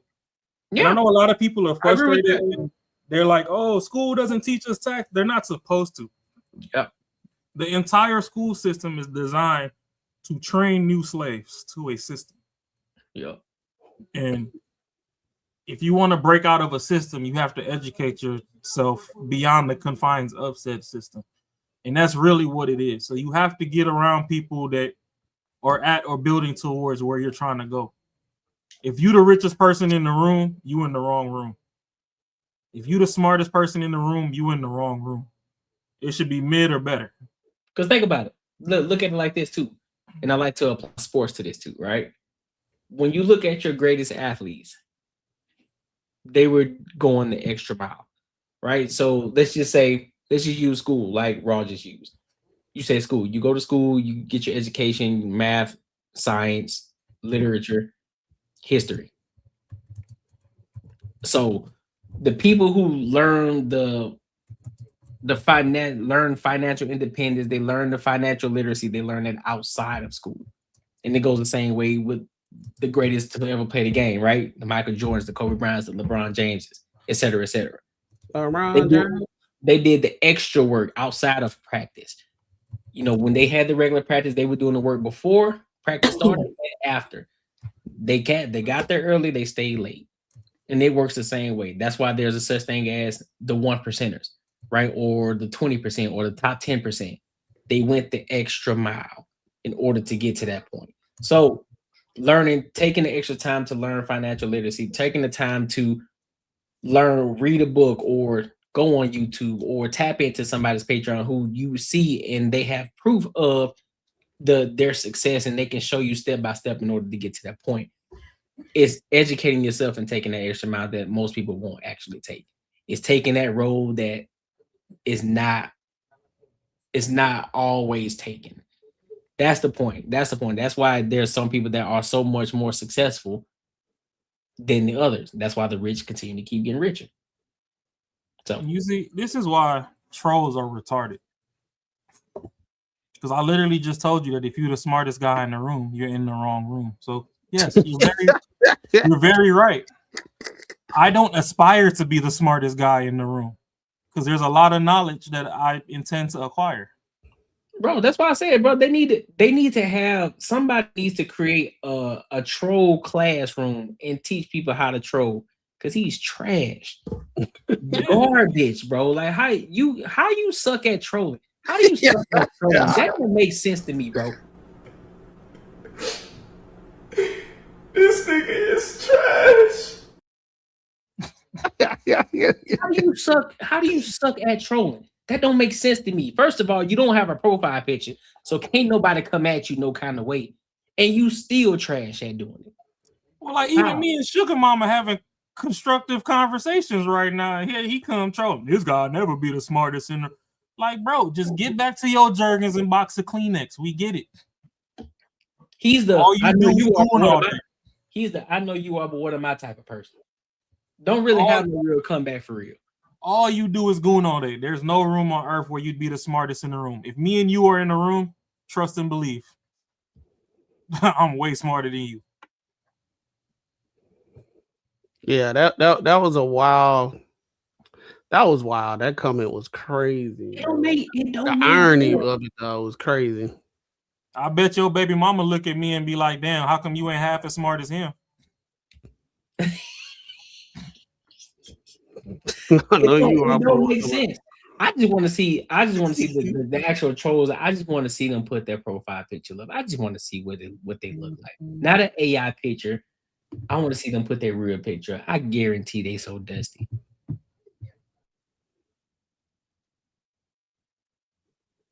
I guarantee they the dustiest of them all. It don't make sense to me. I don't understand it. And then you got him. Is this a Tarzan movie, bro? Who teaches y'all how to? Sometimes it be bots, bro. It be bots sometimes. It gotta be. I hope it is. Listen, bro. For the sake, I hope it is. Hey, hold on. Ain't this the same? You see how people show how moist they are on a weekly basis? Ain't this the same troll that last stream was asking, oh, hey, show your nails? Yeah, that was him. Yep, that's them. Show your nails. Yeah, that's them. Okay, so we already know. It's, you know what? This month is for you. If you know, you know. And listen, it's less than mild. Listen, it's less than mild. That means that just lets me know you ain't got nothing. Like, oh, I know you are, but what am I? What do you mean? That don't even make sense in the context of what I probably just joked on you on. You saying I know you are, but what am I? What does that even mean? I just told you what you are. Like, what are you saying? I know you are, but what am I? Face ass. You should be careful for white man's infinite mercy. But this how he look, bro. Probably. Yeah, probably. He probably looked like somebody from Coneheads. That boy. Hey, his whole room smell like cheeses and ass. Cheese and hot pickles.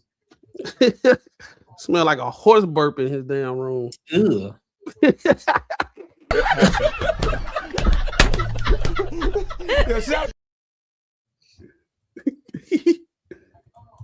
Stinking body ass nigga, man. You can go hit the sauna, so sweat that shit out, man. Sweat that cheese out your body. Hey, all he drank the carton milks from middle school. That's all he drank all day. He drank milk carton. Milk carton all day. That's all he do. He said, not the cone head.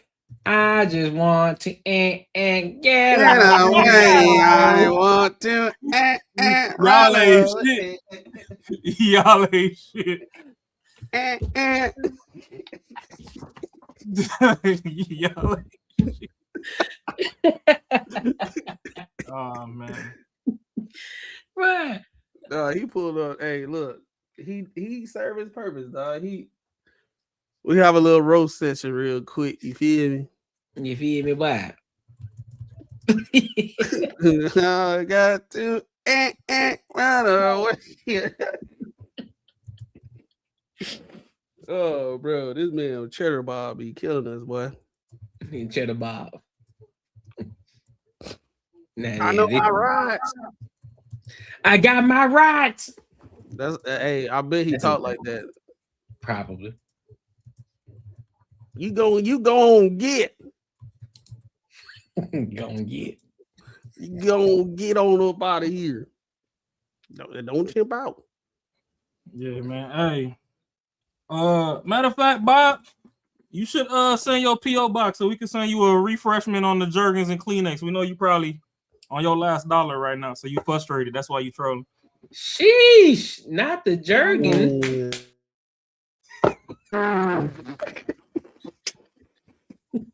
Oh, hell. No, hey. Oh, snap. I know Marcus just dropped his phone right now. That's hilarious. Dog, that's crazy, dog. Goddamn Cheddar Bob. Hey, we probably need to leave him alone, man. He probably try to knock everybody. Okay, Foucault. We'll take it easy on him. We'll send some Neve. Not the CeraVe, not the CeraVe. We'll send some Neve. You know that blue package. Since he got blue balls. Pause. Hey, that's crazy, Shane. The white around your lips. The white around your lips. Oh shit. Nah, pimping. But yeah, man. Everybody needs to move with a little more grace. Jacob, I know you ain't in. You in Phoenix? Jacob, you in Phoenix? You live in Phoenix, Jacob? Don't do it, Ply. Don't do it, Bloodbath. Oh, he's in Texas. Do it, Bloodbath. Oh, he said Texas. So he must not be a bot. So he eating premium brisket with homemade apple pie. Oh yeah. Right. He was out there at the rodeo watching them fall off the bone. We're gonna leave you alone, Bob. You know what I'm saying? You might be getting butthurt, you might be crying, you know what I'm saying, in your lap or something. Wait, but you know the beauty of being smart? Might be a kid though. Probably. The beauty of being smart is I can afford to sound dumb. You just dumb. It's a difference.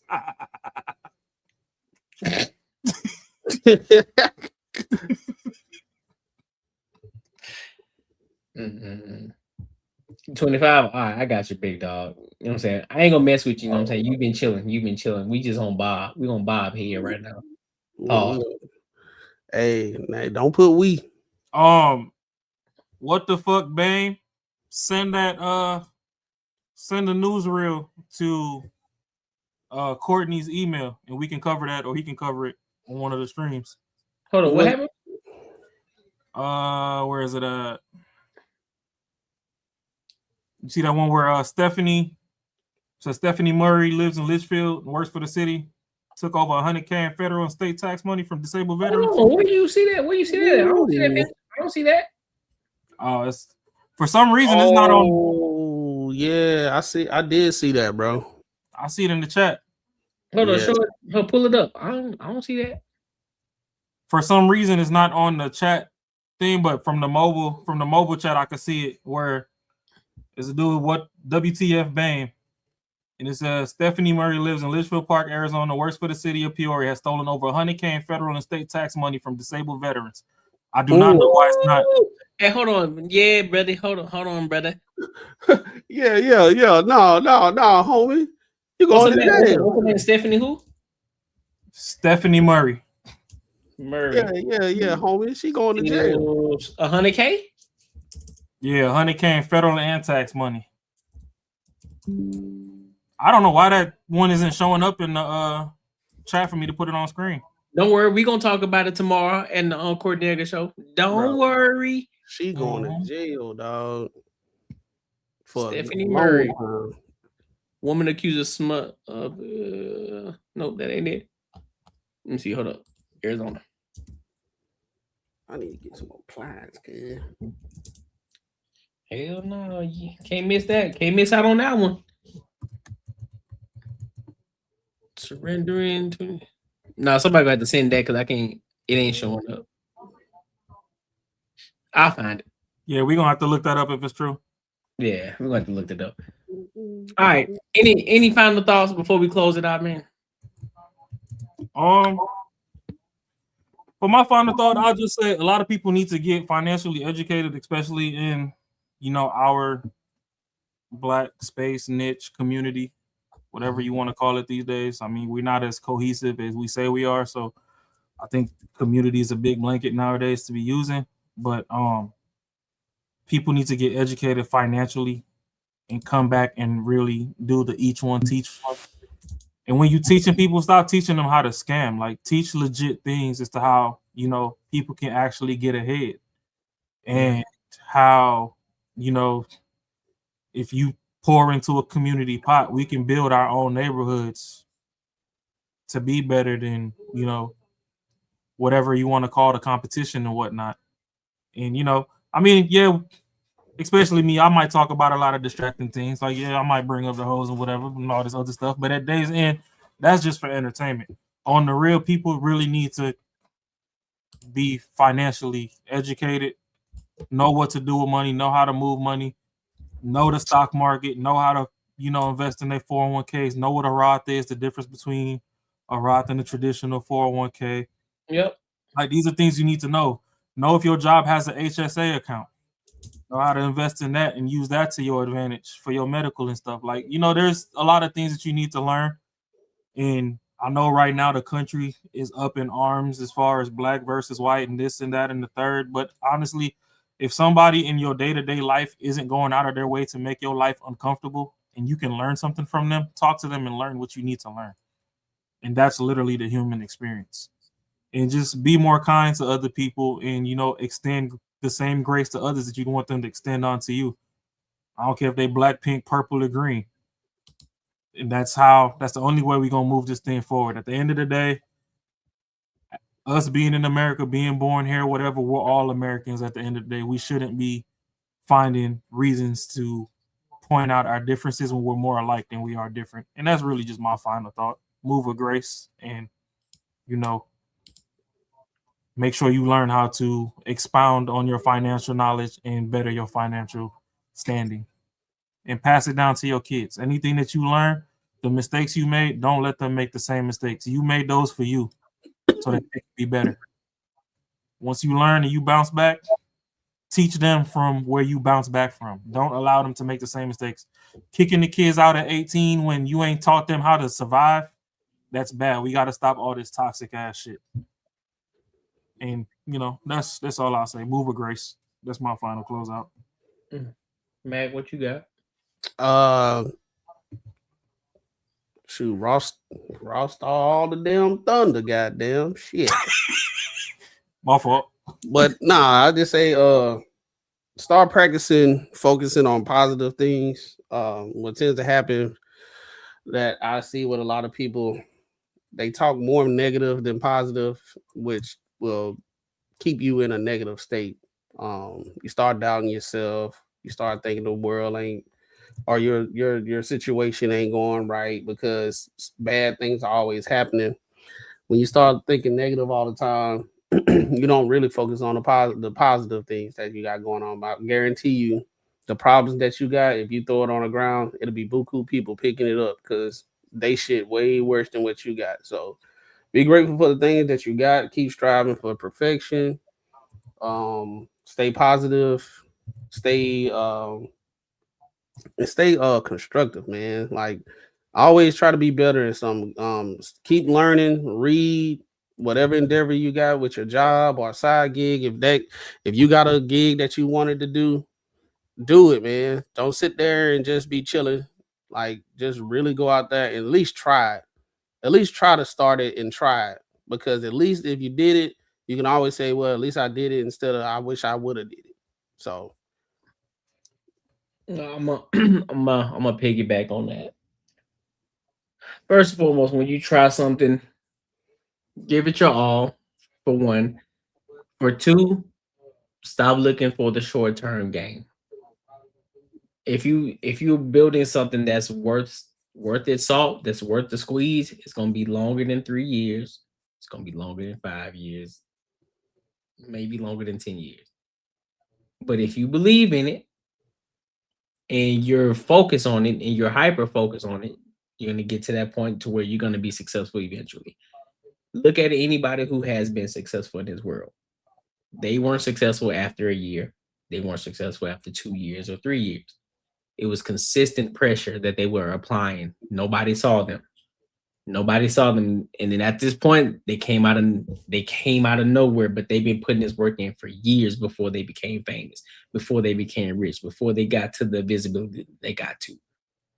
And also learn to start critically thinking. Stop just going for the negative aspect of things. Just like we had the conversation about the sassy dude and Jay-Z. You are asking the wrong questions. You're having the wrong conversations. You're also worried about boycotting Target. You're so worried about the black man going against the grain. What you should be asking is, how did he get it? What was this for? How can we leverage ourselves in the media in order to get these type of deals, in order to better ourselves and catapult forward for our families? Because remember, just like I said a few minutes ago, y'all worried about generational wealth, but first you got to get rich. But Raw even piggyback on it. You got to have the education, financial literacy, understanding money, understanding what the 401ks are, understanding how to invest your money, understanding what it actually means to invest in yourself first, pay yourself first. A lot of y'all don't even know what that means. Once you start to understand those things, and then that's when we can start moving the needle forward. We're not talking about the scammers, because we're not talking about where the scammers at, because we don't live by that. We don't live by that logic. We don't scam you. We're not trying to scam you for nothing, because we understand all the scammers, guess what? It ends up falling back in their lap and they end up sending their ass to jail off some BS. So with that being said, start using your mind, start thinking outside the box. Black people are not a monolith. We all think differently. We all were raised different. We all have a different perspective, but at the end of the day, we all have a common goal. Once you have that common goal, we come together, we bring different ideas in order to get ourselves to that point to where we want to get to. Simple as that. So stop being so goddamn extra. Stop taking everything so serious. Understand everything is not about race. It's more of a class war than it is a race war. So I'll end it with that. I'll end right there. Here. But for everybody who tapped in, say it's such a shame people don't put more energy into getting the bag versus shit that don't even mean anything. Exactly, bro. Because people like negativity. That's the thing. Why go look at Instagram. Go look at Instagram, go look at YouTube or any other social media platform. All the negative shit is blowing up, going viral. 1,000,000 views, 100K views, whatever the case. The inspiring things, the ones that's teaching you something, things that you can actually learn from, you might get 25K out of it. That's what's considered viral for positive media. Nobody cares about positivity. They care about the degenerate shit. They care about negativity. They care about the drama. That's what people care about. That's the shit that goes viral because it brings on a conversation where people can go back and forth on. Don't nobody want to be positive for real. Yeah, ain't nobody care about that man crying about losing 2 bitches. Right. But just show you, Jay-Z, that it could be a positive scene from Jay-Z. And guess what? People find the negative in the shit. They don't care about positivity. They care about the negative. That's why I said start practicing looking at positive things. Because once you create that habit, it usually take 2 weeks, try to practice it.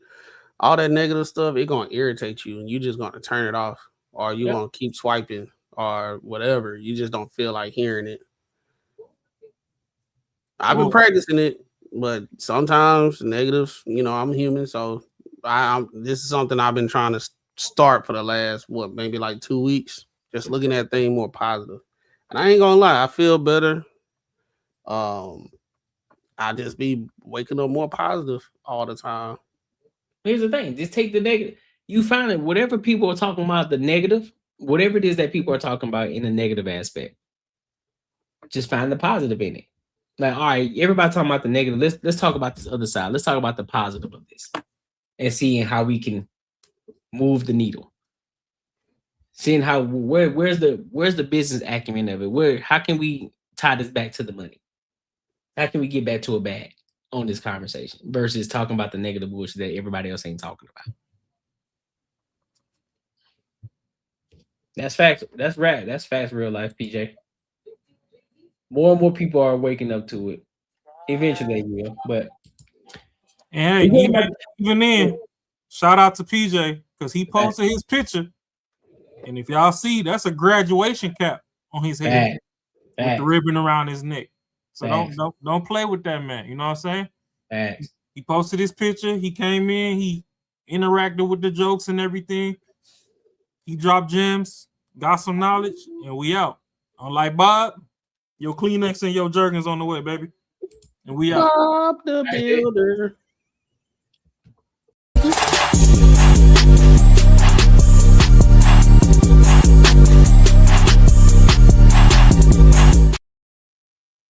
Yeah.